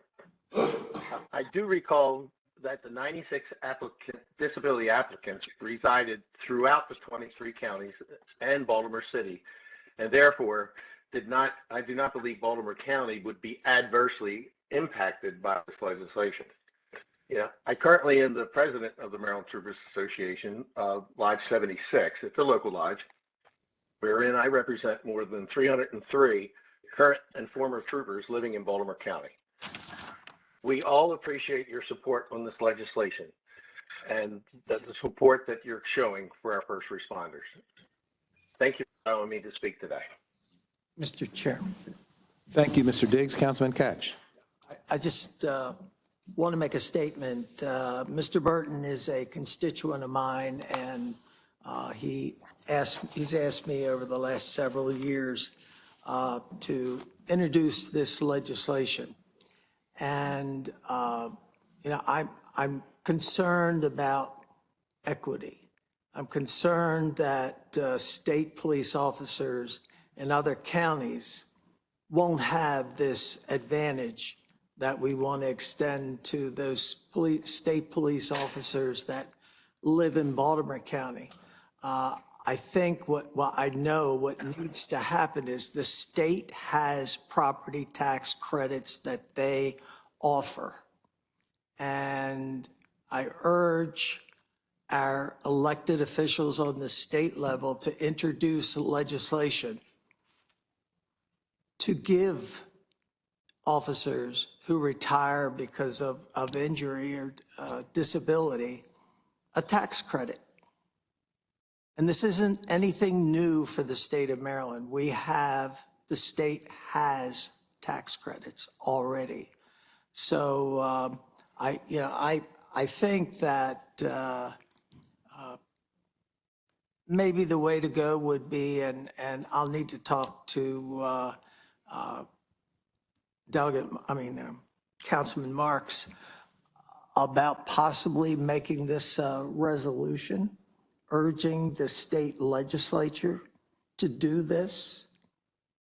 I mean, if Baltimore County passes this bill, what about police officers in Carroll County or Harford County who live in Baltimore County and retired because of an injury that they received on the job?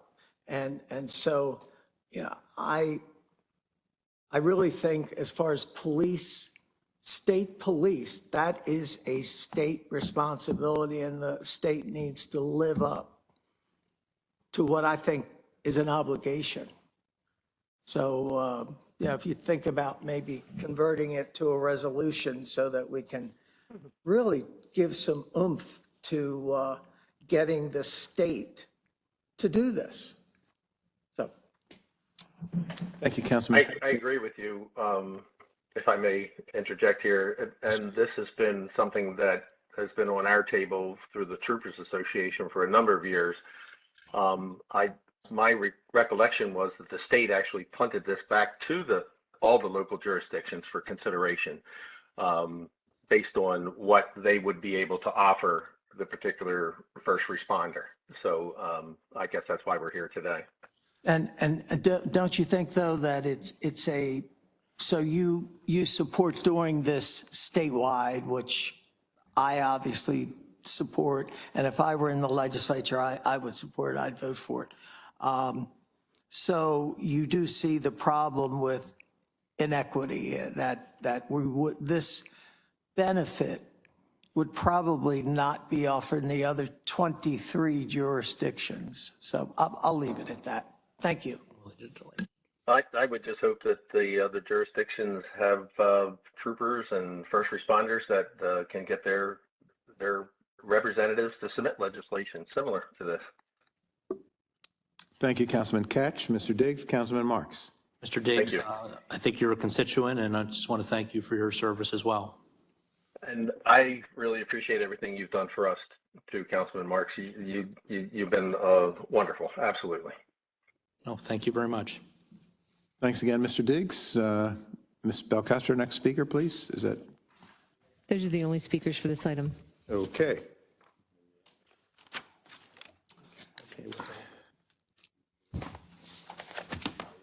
Bill 1025. We're going to go to, let's see. Mr. Chairman, just as a programming note, we have one more speaker on two more things. I don't know if you wanted to. I do want to give the speakers an opportunity to speak first so that we can wrap up the speakers. So then that would be, the next one would be 1124. That's also council, that's number, that's page 7. This is Councilman Marks, Neighborhood Bill Commons. 1124. And this is an overlay district. Overlay district, yes, it is. Okay, thank you. Yeah, thank you very much, Mr. Chairman and my colleagues. Bill 1124 expands the type of land where neighborhood commons overlay district may be applied to include property located in a floodplain. In 2012, the County Council passed the neighborhood commons legislation, which I believe, according to the Department of Planning, has preserved over 4,000 acres of land throughout Baltimore County. This bill would simply allow for floodplains to be included as a type of property that's allowed under the zoning overlay. I would like to possibly amend this bill to also include forest conservation areas, just as a heads up. Okay, thank you. Councilman Marks, do any of the members have any questions, comments, or thoughts? I'd like to be a response. Okay. Mr. Secretary, did you collect that information? Yes, sir. Okay, thank you. Okay, next item where we do have we have speakers on this, right? We have one speaker, Mr. Chairman. Is that correct, Ms. Belcastro? Yes, Mr. Secretary. Okay, Ms. Belcastro. Our speaker is Pat Keller, who is online. Mr. Keller, you're on as a panelist. Good evening, Councilman, Chair Patoka. I'm back again. Sorry to bug you guys. Just supporting Bill 1124, the adding of floodplains into the NC overlay district. And just from our work with the neighborhood commons, it's an area that should be preserved anyway. And so if we can get ahead of that, we're so much the better. Thank you very much. Thank you, Mr. Keller. Do any of the members have any questions, comments, or thoughts for Mr. Keller? Thank you, Mr. Keller. Thanks again, Pat. And then the next item, Mr. Chairman, with a speaker is, just to jump down a little bit, is page 32, fiscal matter number 8, amendment to agreement. Okay, page 32, fiscal matter number 8. This is Mr. Benjamin. This is amendment to an agreement. Yes, good afternoon, Mr. Chairman, members of the council. The administration is requesting approval of an amendment to a contract with McGuire Woods LLP, who is currently serving as outside counsel for the county with respect to litigation currently in the U.S. District Court for the District of Maryland over a redistricting map issue. The parties are currently litigating the issue of fee. The contract commenced on January 3rd, 2022, and continues through the completion of litigation, including any and all appeals. Compensation currently may not exceed $850,000 for the entire contract term. Due to the complex and time-intensive nature of the litigation, the volume and nature of the services exceeded the reasonable expectations of the parties at the time of entering into the agreement, including a number of factors beyond the parties' control. It is anticipated that legal services fees could increase by up to an additional $125,000 as a result, the proposed amendment, which would commence upon council approval, would increase the not to exceed sum to $975,000 for the contract term. I'm advised that as of February 20, 2024, approximately $840,000 has been expended for legal services. Thank you. Thank you, Mr. Benjamin. Do any of the members have any questions, comments, or thoughts they'd like to share with Mr. Benjamin? Okay, Ms. Belcastro, we have speakers for this? One speaker, Mr. Chair. Okay. Peter Richkes, Okay, welcome, Ms. who is here in Richkes. person.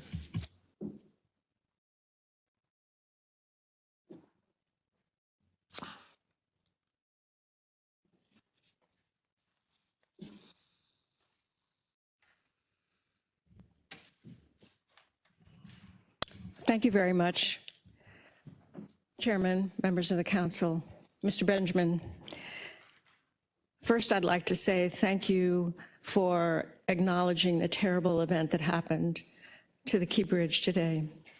I was honored to serve as a commissioner to the Port of Baltimore for 6.5 years.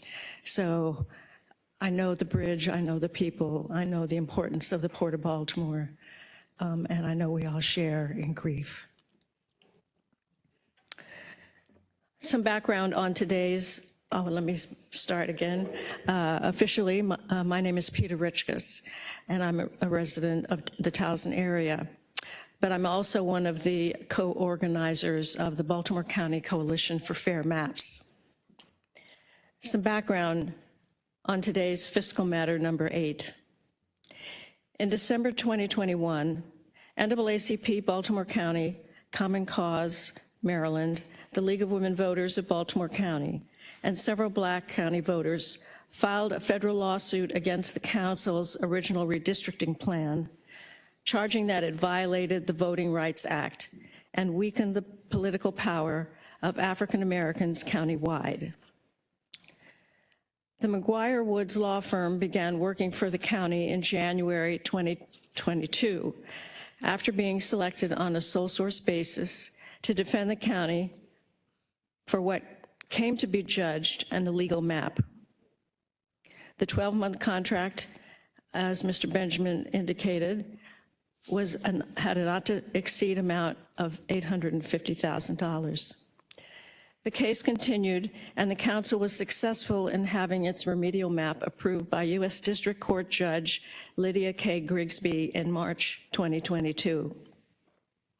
The case proceeded, and the contract term was extended from 12/31/22 to 12/31/23.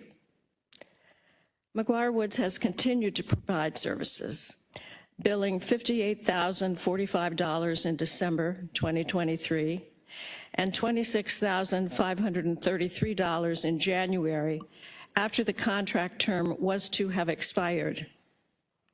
The fiscal note does not mention the new term, and our numbers differ from those stated in the fiscal note.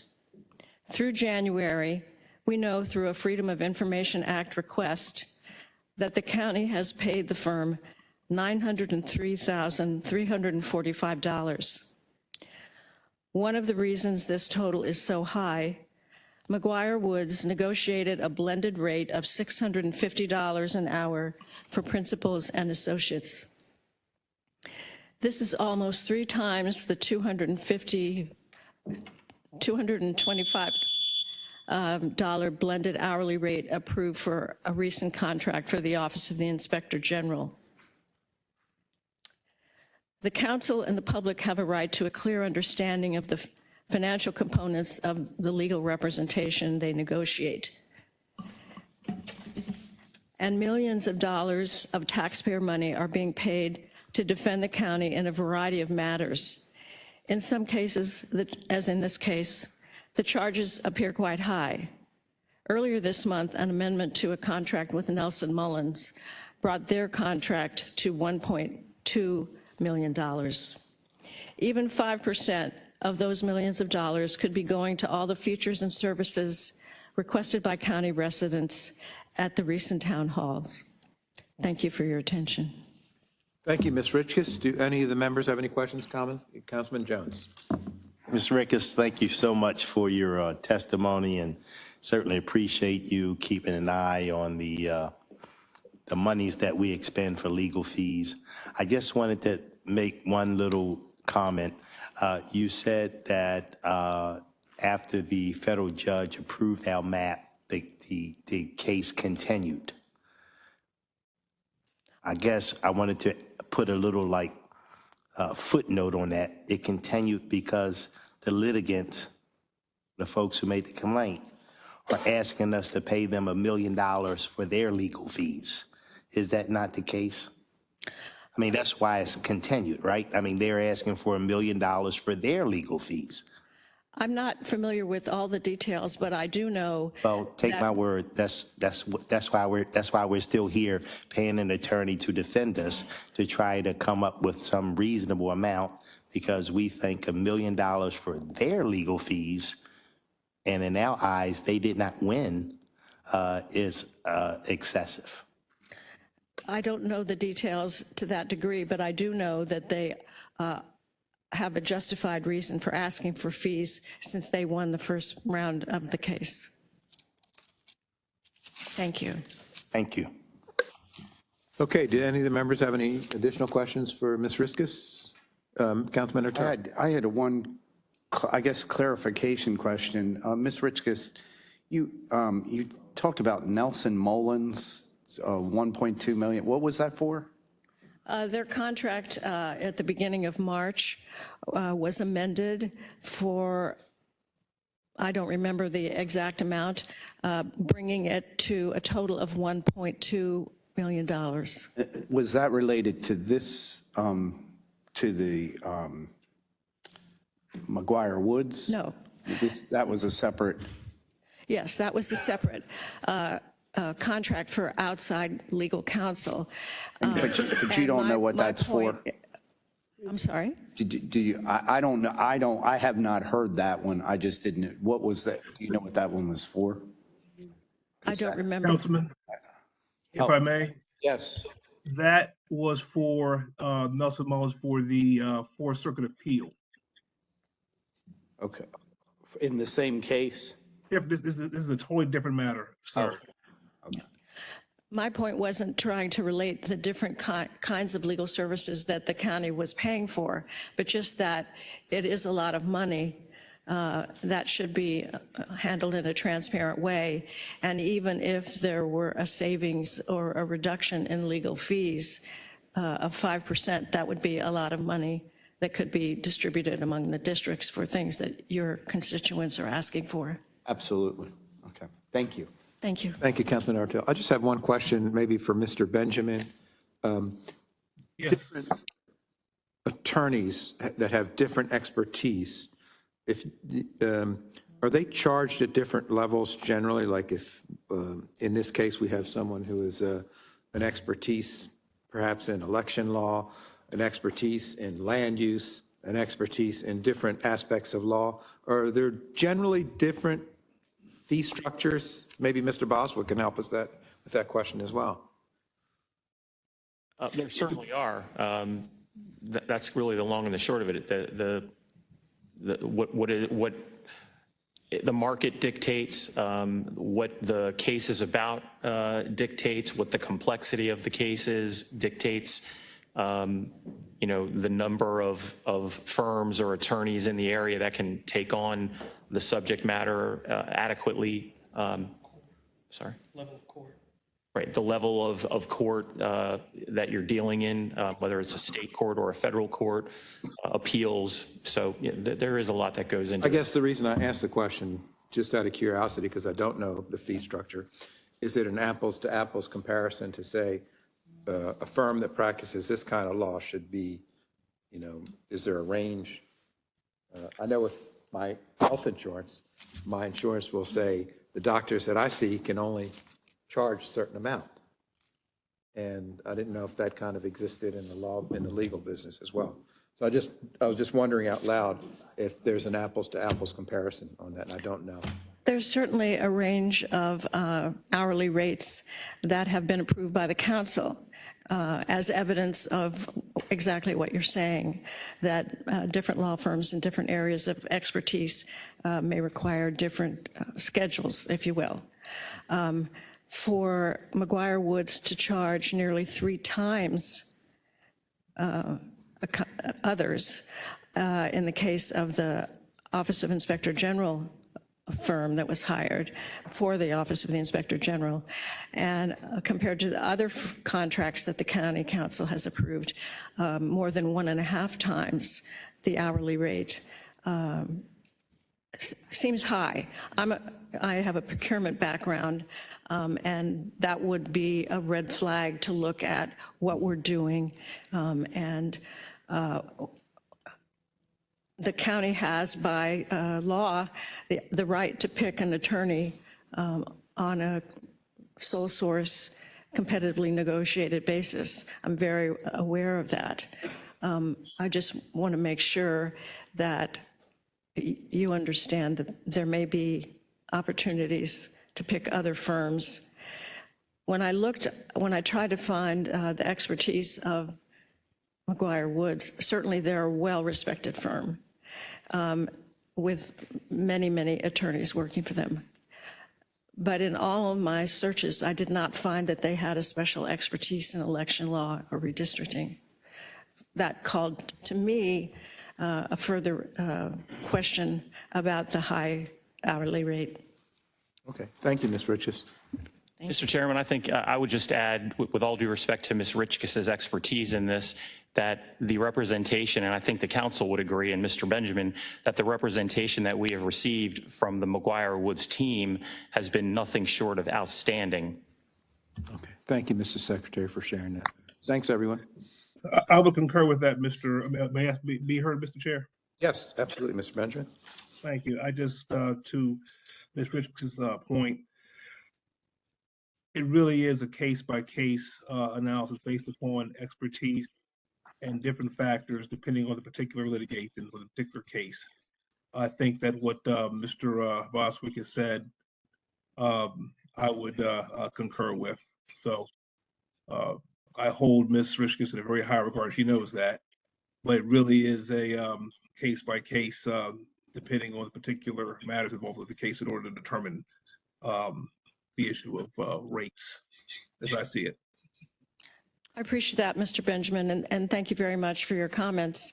The other reason that this contract flagged my attention is the fact that while the other contracts for legal services brought to the council list hourly rates or blended rates or something, the contract from McGuire Woods did not, and it was only through a Freedom of Information Act and some basic algebra that we were able to deduce that their blended hourly rate is $650 an hour for principals and associates.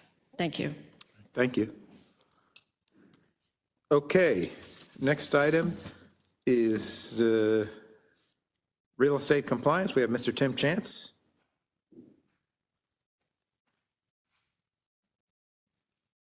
Contract of sale. Good afternoon, Mr. Chance.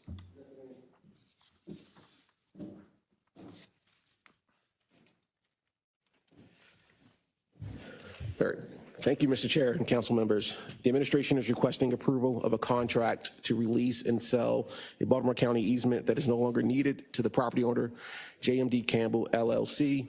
The easement is 7,738 square feet, and the property is located at Campbell Boulevard and Maryland Route 43. The contract amount is $64,809, which is based on the average of 2 independent appraisals. Thank you, Mr. Chance. Any of the members have any? Councilman Marks. This is in my district, and I'm looking forward to learning more about this. The appraisals are quite different. The range, why is there such a range between the 2 appraisals? So I can confer with the resident appraiser, our in-house appraiser, to get an idea as to why it's such a vast disparity. And can I get back to you with that? Sure, thank you. Any additional questions for Mr. Chance? Thank you, Mr. Chance. All right, thank you. Appreciate your testimony. Next item, we have from the Department of Corrections, the Director, Mr. Walt Pesterfield.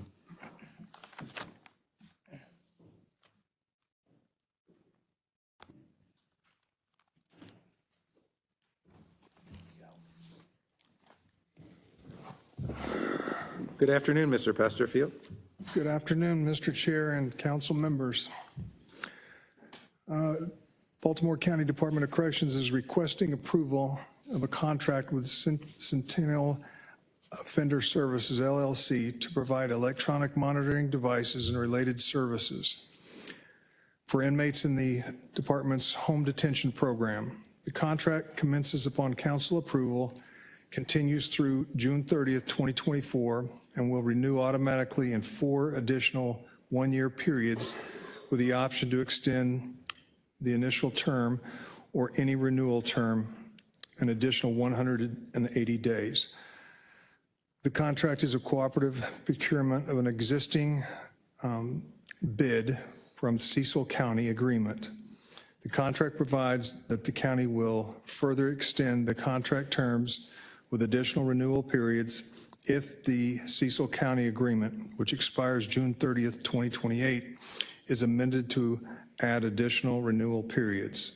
The contract provides that compensation may not exceed $1.155 million for the renewal periods, for the entire 4-year and 9-month plus term, including the renewal and extension period.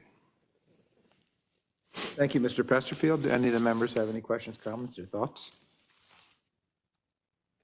Thanks again, Mr. Pesterfield, for your testimony. All deliberate as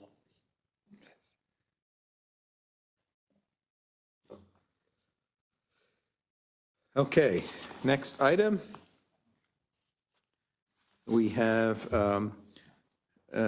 Chief of Property Management, Ms. Deb Schindel, related to the purchase and installation of floor coverings.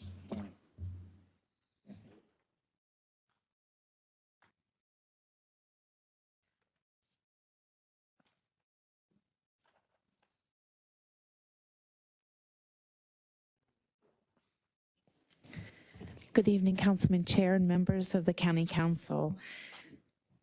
The administration is requesting an approval of a contracts for Corridor Floor Associates, LLC, LNR Enterprise, Inc., and Total Contracting, Inc., to purchase and install floor coverings to various county buildings. In no event shall the total compensation paid to the contractors exceed the amount of the County Council appropriated amount during the entire term of the agreements, including the renewals. This is a 1-year contract with 4 one-year renewals. This actually has an MBE WBE goal of 25%. Total Contracting is one of the 3 vendors, and they are an MBE prime contractor. This was competitively bid, and selection for lowest bid, best qualified, and most experienced. All 3 vendors will be utilized, be taken out onto each job and ask for a proposal. And the one question that was asked by the auditors today was under what circumstance would the county use the contractor with the significantly higher prices? So as indicated, our plan is to take every vendor out and get a proposal for each job, and the only time that a higher priced vendor would be used is if a lower hourly rate vendor is unavailable to meet the timeline needed to complete a job. Thank you, Ms. Schindel. Do any of the members have any questions, comments, or thoughts to share with Ms. Schindel?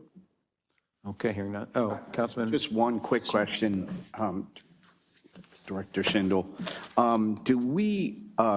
What kind of buildings are we tending to do? Can you give us some examples of where we're putting floors in?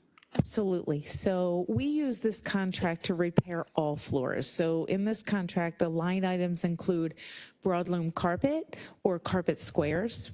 It also includes any VCT tile or what they call luxury vinyl tile, any terrazzo floor repairs, and any flooring around the county that needs to be done either during a renovation and or a repair. So any building in the county that we own, we could use this contract for. And this also could be used by the detention center if needed. Thank you, Ms. Schindel. Any additional questions for Ms. Schindel? Thanks again, Ms. Schindel. You're welcome. Next item is Baltimore County Police Department, Colonel Conger, purchase order to Ally and Edwards Consulting. Colonel?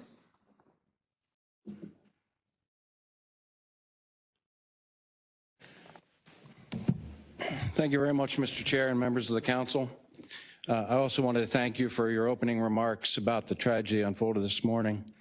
I came straight here from there, and I can tell you that in the face of, basically unspeakable tragedy, the opportunity to see individuals from federal, state, and local first responders from multiple disciplines working together in a seamless operation was nothing short of remarkable. So thank you for recognizing that. Thank you for those comments, Colonel Conger.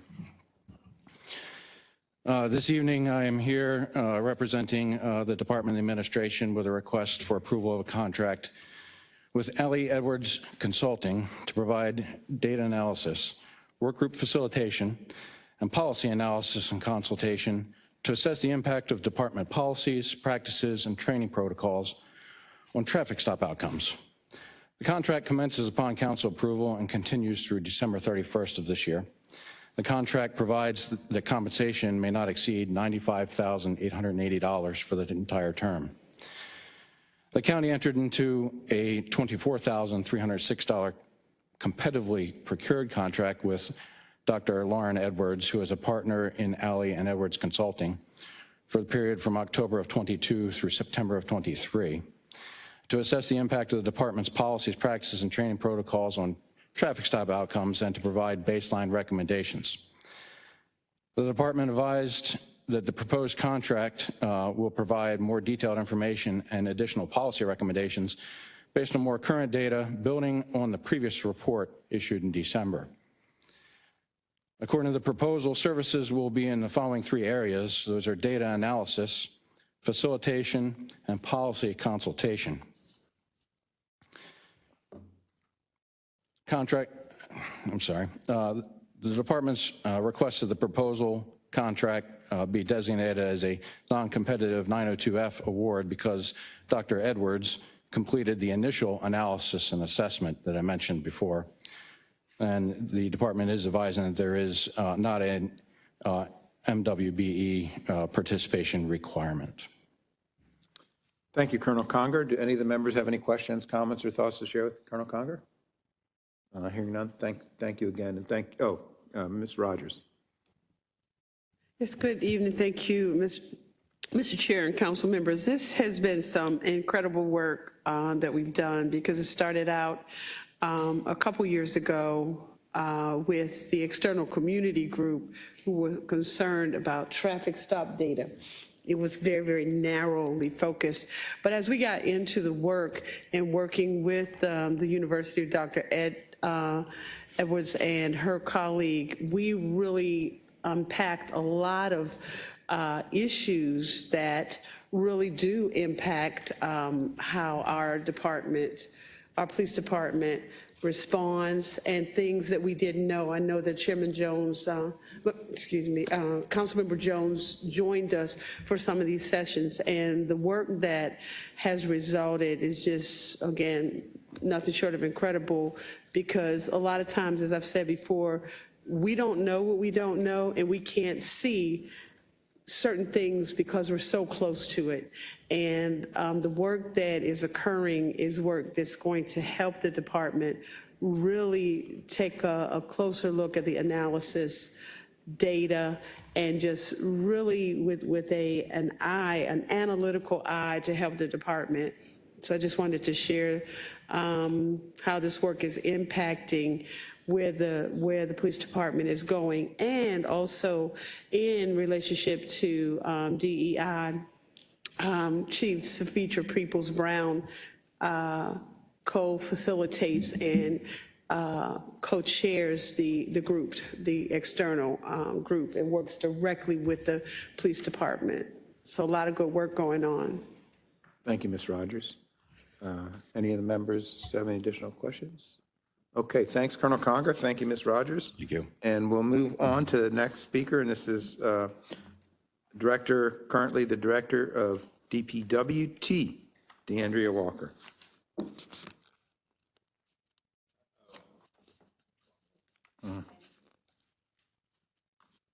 You have security now, Ms. Walker?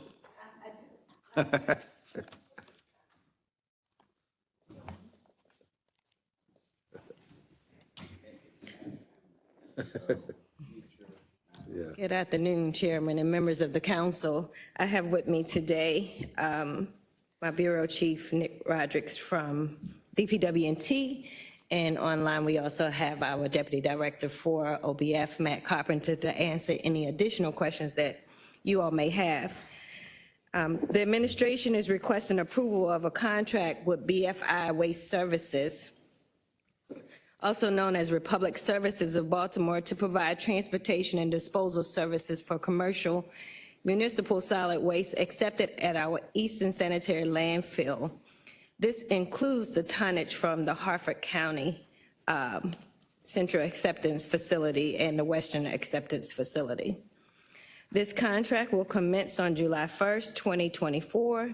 It continues for 8 years and has renewal options for 3 additional 4-year periods.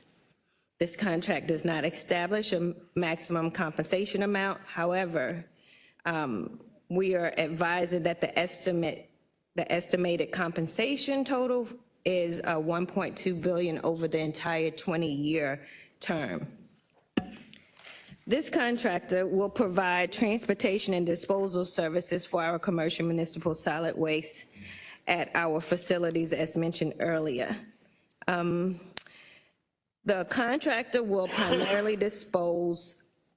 their primary disposal site will be at King and Queen Sanitary Landfill in Little Plymouth, Virginia, and they have an alternative disposal site, which will be at Old Dominion Landfill in Richmond, Virginia. It's important to note that this contract does not provide a guarantee of any quantities under this agreement. However, I do want to mention that we move close to 900,000 tons through our transfer facilities annually. We are estimating that we will be moving about 350 commercial tons through our facilities annually with this contract in specific. It's also important to note that this contract was awarded through a competitive negotiation process, and we had qualifications from 2 proposals that were submitted, and we also have a 25% MBE WBE requirement on this contract. With that, we'll take any questions that you all may have. Can you give us a second? Sure. So $1.2 billion, $2.2 billion over 20 years, is that right? Yes, sir. I think that's the biggest contract we've seen, at least during the time I've been here. Let's do the quick math on that. Is that 60 million a year? Is that what it is? So it's it's 60 million a year. It's $104 per ton coming out of our Eastern Sanitary Landfill and $100 per ton coming out of our central. And that's not, is that general fund or is that tipping fees? Or It's a pass-through. Okay. All right, I'll just, the number just, I know we talked about this, but the number made When me you do it breathe over twice. 20 years and you have to do the 5% escalation over each year, that's why we gave you the estimate, and that's why it's over 20 years with the tonnage. Let me just go to Councilman Jones. Looks like he has a question, then we'll come to you, Mr. Rogers. Director Walker, it's always good to see you. I guess I have a real simple question. Yes, sir. With this contract, I understand all the issues. You've been very eloquent, you and your staff, in terms of telling me all the issues that are accompanying why we're making this move in terms of fairness to the people that are, disposing of commercial debris. My question is this. With this contract, does the county get more money than it was been getting in the past? Yes, sir. We are, our fee is $8 tipping fee. That fee will be going to $20. So we're getting more money. Yes, sir. Thank you. Okay, Ms. Rogers. Two things. Number one, the $8 tipping fee had been the same for how many years, Director Walker?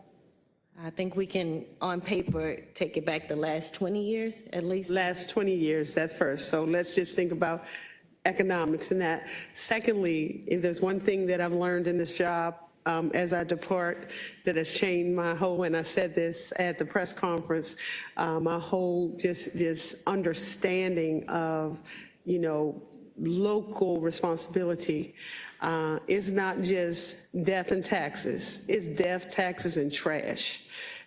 We have to manage solid waste. And Chairman, you were a part of our solid waste work group where we had the bold realities of what the county did and did not invest in. We have one landfill.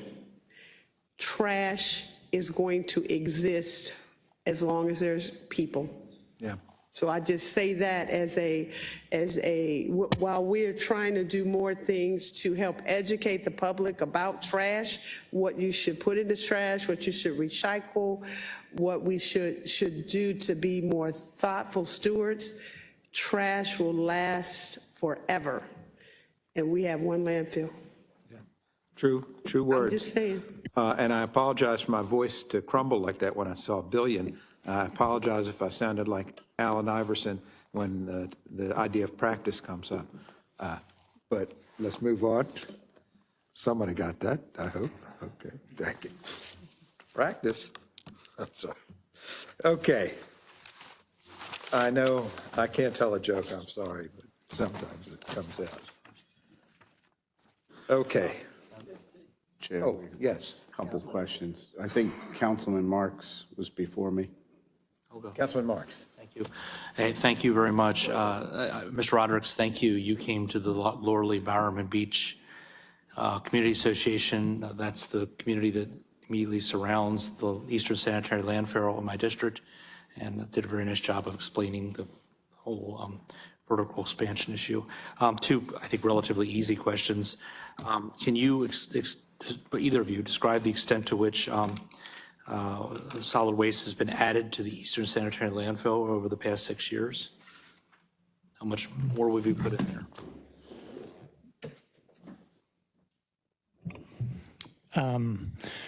Yeah, thanks for the question. So I would say the most recent solid waste tonnage report, so for 2023, we put in around 250,000 tons into the landfill. Prior to that, in the previous years, we'd put close to 500,000 tons into the landfill.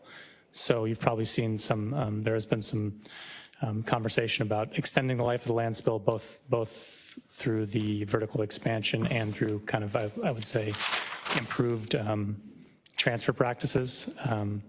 So that has saved us significantly in terms of landfill longevity. And I suspect a lot of that additional capacity occurred during COVID when everyone was throwing things away, right? Absolutely, yep. Yeah. Okay, so what is the landfill's current useful life, and how does it compare to that stated in the 10-year plan?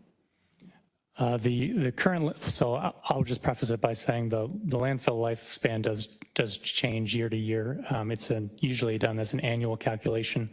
The current lifespan based on 2023 input is somewhere between 10 and 15 years. The current, so that's without vertical expansion. Right. Yep. Okay, and with vertical expansion? With vertical expansion, you get another similar lifespan, so another 10 to maybe 15 years, depending really on how well we do on diverting material. Right, okay. So vertical expansion takes us to somewhere around 2040, late 2030? Yeah, I would say an additional 30 years from where we are now would be kind of optimistic estimate. An additional 20 plus years would be a much more conservative estimate. We're shooting for the latter. Good, thank you very much. Councilman Ertel. Yeah, quick question. This contract are they transporting all this trash by, is it going by train? Is it going by truck to Virginia? Truck. Yes, sir. And was there no option to do it by train? Or was that not where the landfills are. What I will tell you is that we requested proposals and we did not receive a proposal to deliver it by rail. Okay. Okay. So, yes, Councilman. I just have a question about our procedures.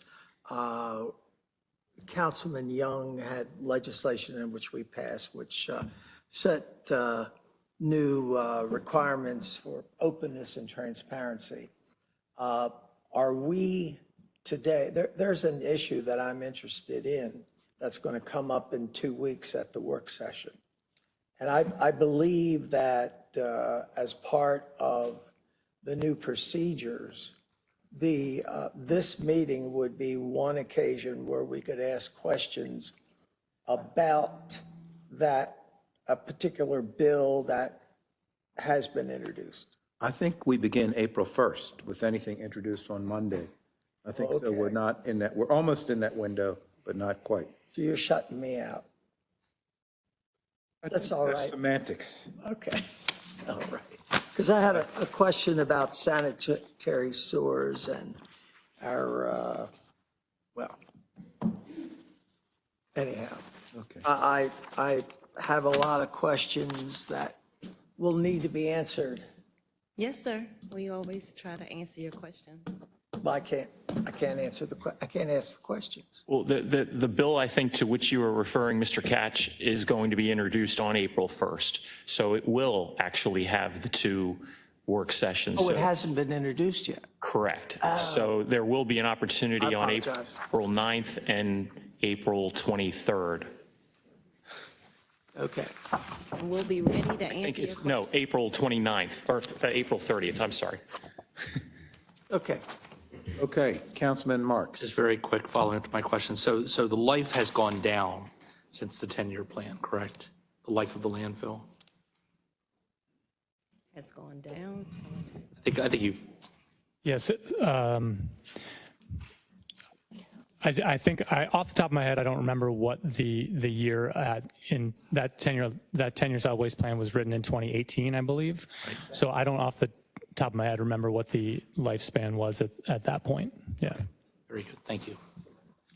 Okay, no other questions. Thank you all very much, Mr. Rodericks and Ms. Walker. Thank you.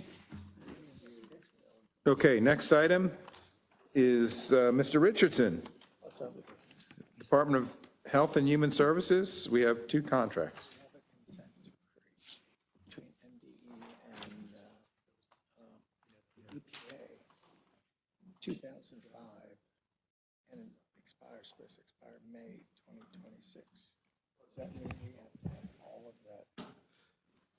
Good afternoon, Mr. Richardson. Good afternoon. Good evening, Mr. Richardson. Good evening, Chairman Patoka and members of the council. The first contract, the administration is seeking your approval for a contract with the Family Recovery Program, Inc., to provide recovery housing and support services for Baltimore County residents with a substance use disorder who have minor children that have been or are at risk of out-of-home placement. This contract will commence upon council approval and will continue through June 30th of 2024 with an automatic 1-year renewal, 4 automatic 1-year renewals. The contract compensation will not exceed $748,000 for the entire 4-year, 7-month term, and the funding is coming from Maryland Department of Health, Behavioral Health Administration. Okay, thank you, Mr. Richardson. Any comments, questions, or thoughts from Mr. Richardson? One quick one, Mr. Richardson. Is this at a location or is this home visits or? No, this is an actual location, a facility. What is the location? The actual, I don't have the actual address, but the facility is the Family Recovery Program. Which one? Family Recovery Program. If you could just send my office the location. I know that we have a center at the former Rosewood site, and I was just curious if that was it. No, this is not. This is Rosewood. not that location. This location is specific for individuals that have children. Okay, gotcha. Okay, thank you. And then never mind. I was just curious about Rosewood. Okay, next item, Mr. Richardson. Our second is a group of 5 contracts that we're seeking approval that will be contracts to provide cancer prevention, early detection, and diagnosis and treatment services for low-income county residents. The 5 contractors are Baltimore Medical System, the Endoscopy Center of North Baltimore, LLC, St. Joseph's Pathology Associates, Greater Baltimore Medical Center, or GBMC, and then GBMC Hospital-Based Services. Each of these contracts will commence upon council approval and continue through April 1st of 2025. And there may be extended for an additional 1 3-year term. The contracts are also, the GBMC contract is a retroactive contract which will have the right of reimbursement for services that were provided back to April 1st of 2022. And this was done to allow the continuity of services until these proposed contracts were in place. We do not expect the compensation for all 5 of these contracts to exceed $624,995,000 over the entire 4-year term. And this is also funded as a pass-through from the Maryland Department of Health. Okay, thank you, Mr. Richardson. Do any of the members have any questions, comments, or thoughts for Mr. Richardson? Okay, hearing none. Thanks again, Mr. Richardson. Thank you. Our next item is support of a repayable loan, Mr. Samir Sid. Thank you, Mr. Sid, for your patience.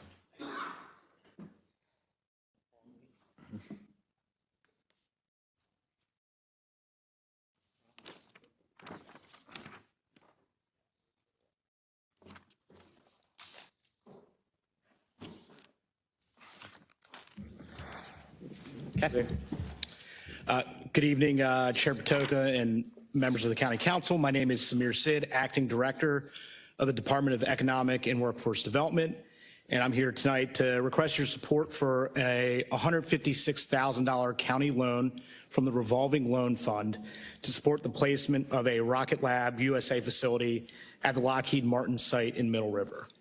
Our loan is the minimum 10% county match required on a state loan through the Department of Commerce, and our investment is anticipated to create 65 new jobs at the project site, with all new jobs created required to be maintained for a minimum of 5 years.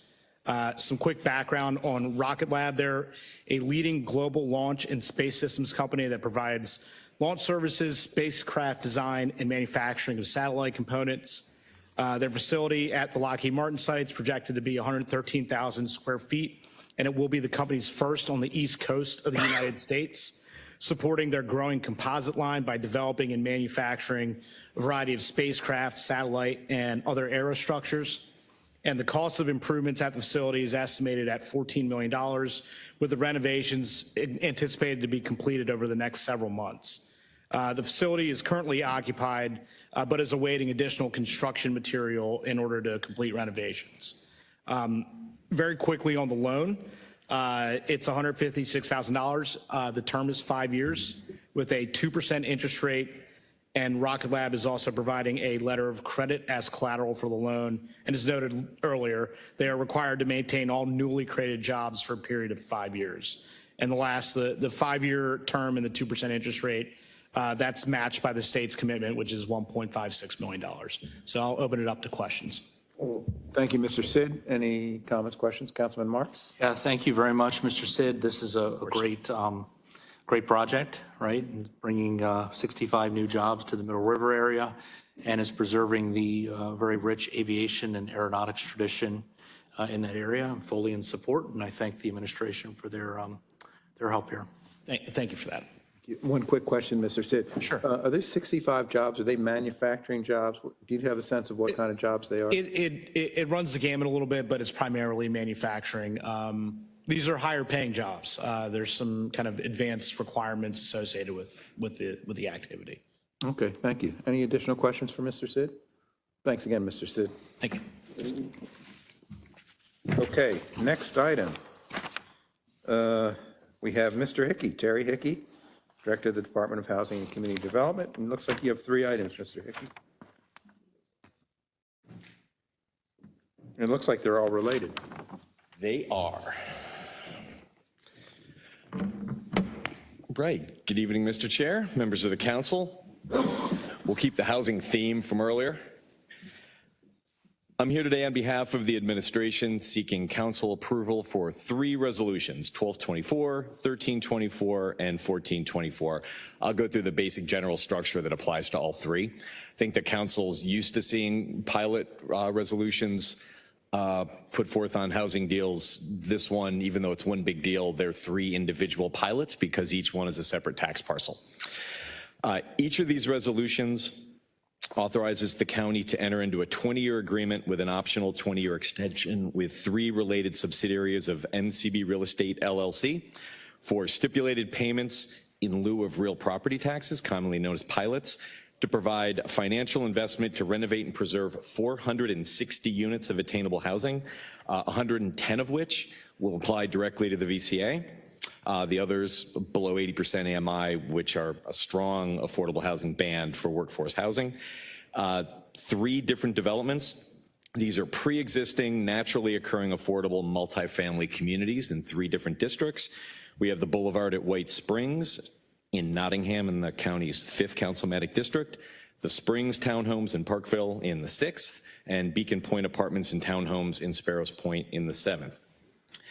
Renovations on all 3 of these properties that are part of a previous loan that was approved by the council through the 7-day letter process will consist of balcony repairs, roof replacements, adding washer and dryer units inside the homes, updated kitchens and bathrooms, painting, lighting, flooring, and new appliances.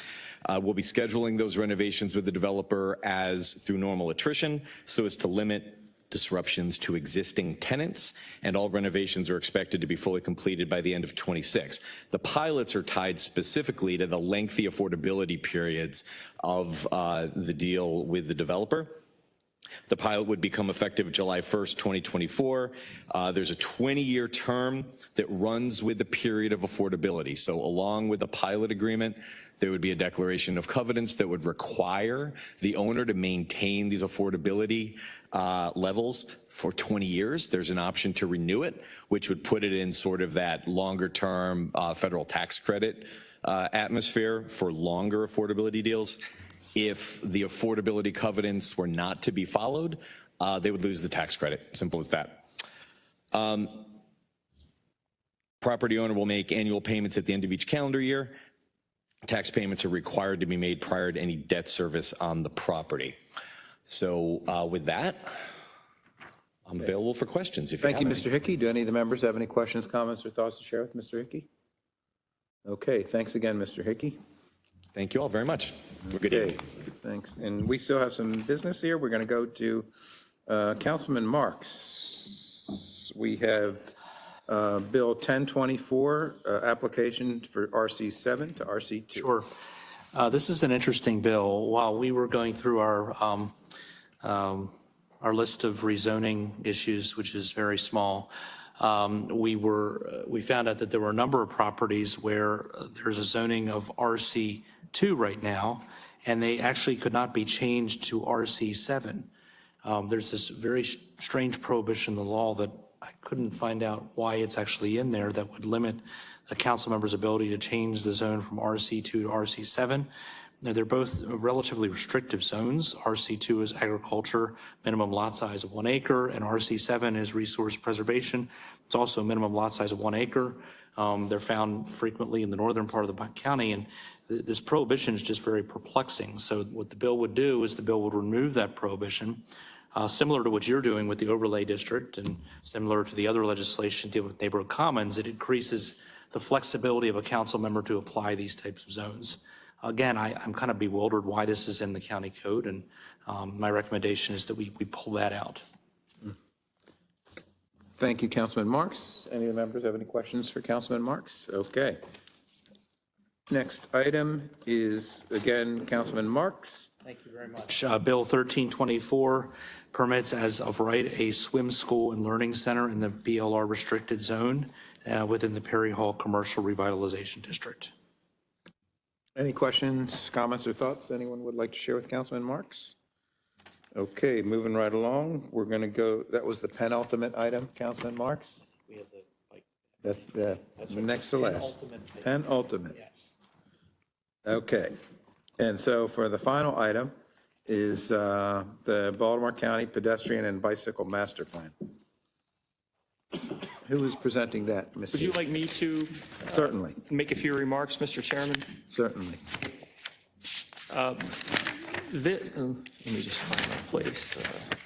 What is your blended rate? I'm sorry. Resolution 1024 adopts the Baltimore County Pedestrian and Bicycle Master Plan and incorporates it into Master Plan 2030. The county first began bicycle and pedestrian planning in 2000 with the adoption of Master Plan 2010. Thereafter, a planning process was undertaken by the county to adopt, which resulted in the adoption of two plans, the Eastern and Western Pedestrian and Bicycle Access Plans. The Eastern Plan was incorporated into Master Plan 2010 for the 5th, 6th, and 7th council districts in Resolution 87-06 on November 20th, 2006. And the Western Plan for the 1st, 2nd, 3rd, and 4th councilmanic districts was adopted and incorporated into the Master Plan 2020 with passage of Resolution 8312 on November 19th, 2012. What this resolution does, or what this plan does, is it kind of creates one large master plan for pedestrian and bicycle transportation throughout the county. It provides a prioritized list of bike and pedestrian improvement projects, ensuring that investments are made where they will have the greatest impact. The planning board held a public hearing last fall and voted on the January 4th, 2024 to approve the plan and forward it to the county council for further action. The council's public hearing is today. That is being held as part of the work session. And the next step would be potentially for the council to adopt the plan with any potential amendments or none that it believes are appropriate. Thank you, Mr. Boswick. Do any of the members, Councilman Catch? Yeah, Mr. Chairman, the North Central Hike Bike Trail has been in my district since when I was a delegate and now as a county council member.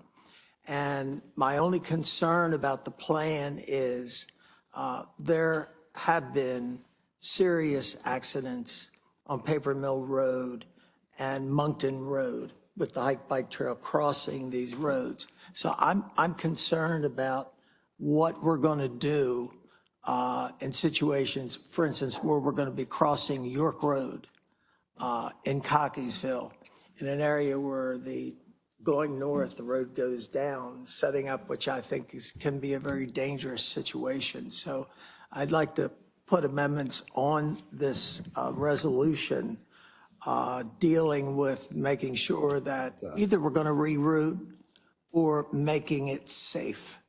So that was my comment. Thank you. Okay, thank you, Councilman Catch. Councilman Marks.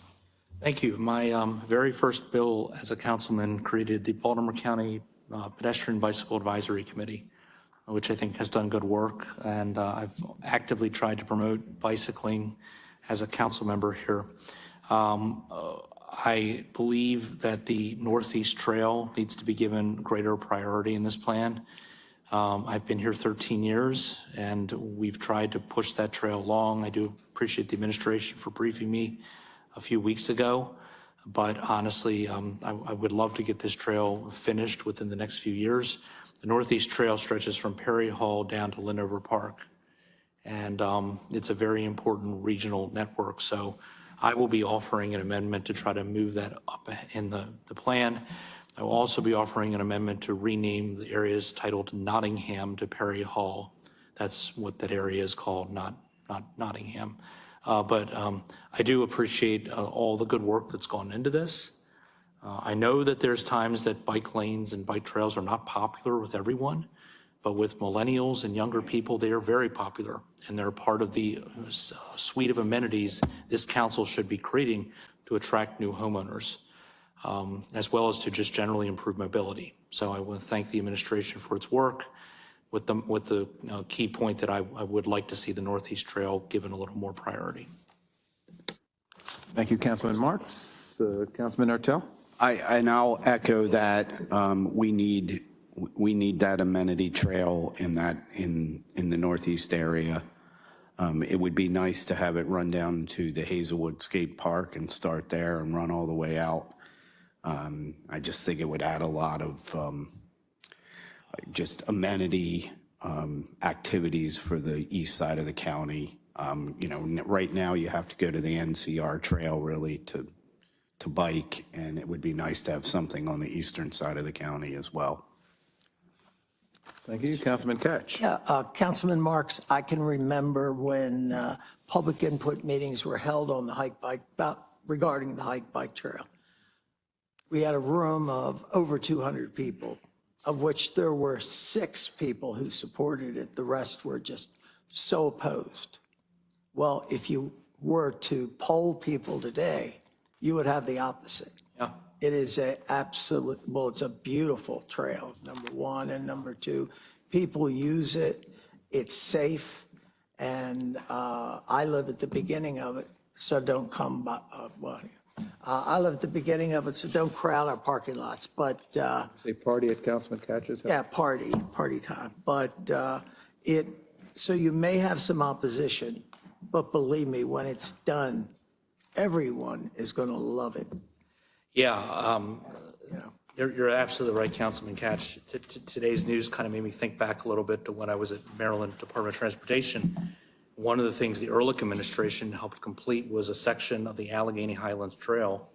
You can ride your bike from Pittsburgh down to Washington, D.C. now, and it's helped revitalize a lot of those mill towns in Western Maryland. I mean, this is the wave of the future. Like I said, this is what particularly younger people want. And we should just be doing everything we can to promote that type of mobility. So you're absolutely right. Councilman Jones. You say from Pittsburgh, Pennsylvania? Yeah, you can go from Pittsburgh all the way down to Georgetown because the trail begins in Pittsburgh. How long does that take? It's a long time. It's over 200 miles. You connect at Cumberland, and then the C&O Canal goes down to Georgetown. Oh, okay. And that was originally going to be a highway until Supreme Court Justice Douglas took a group of journalists along the path, and they preserved it. It's a wonderful trail. Okay, any additional comments? I think that concludes our agenda items. Thanks, everyone. Stay safe out there.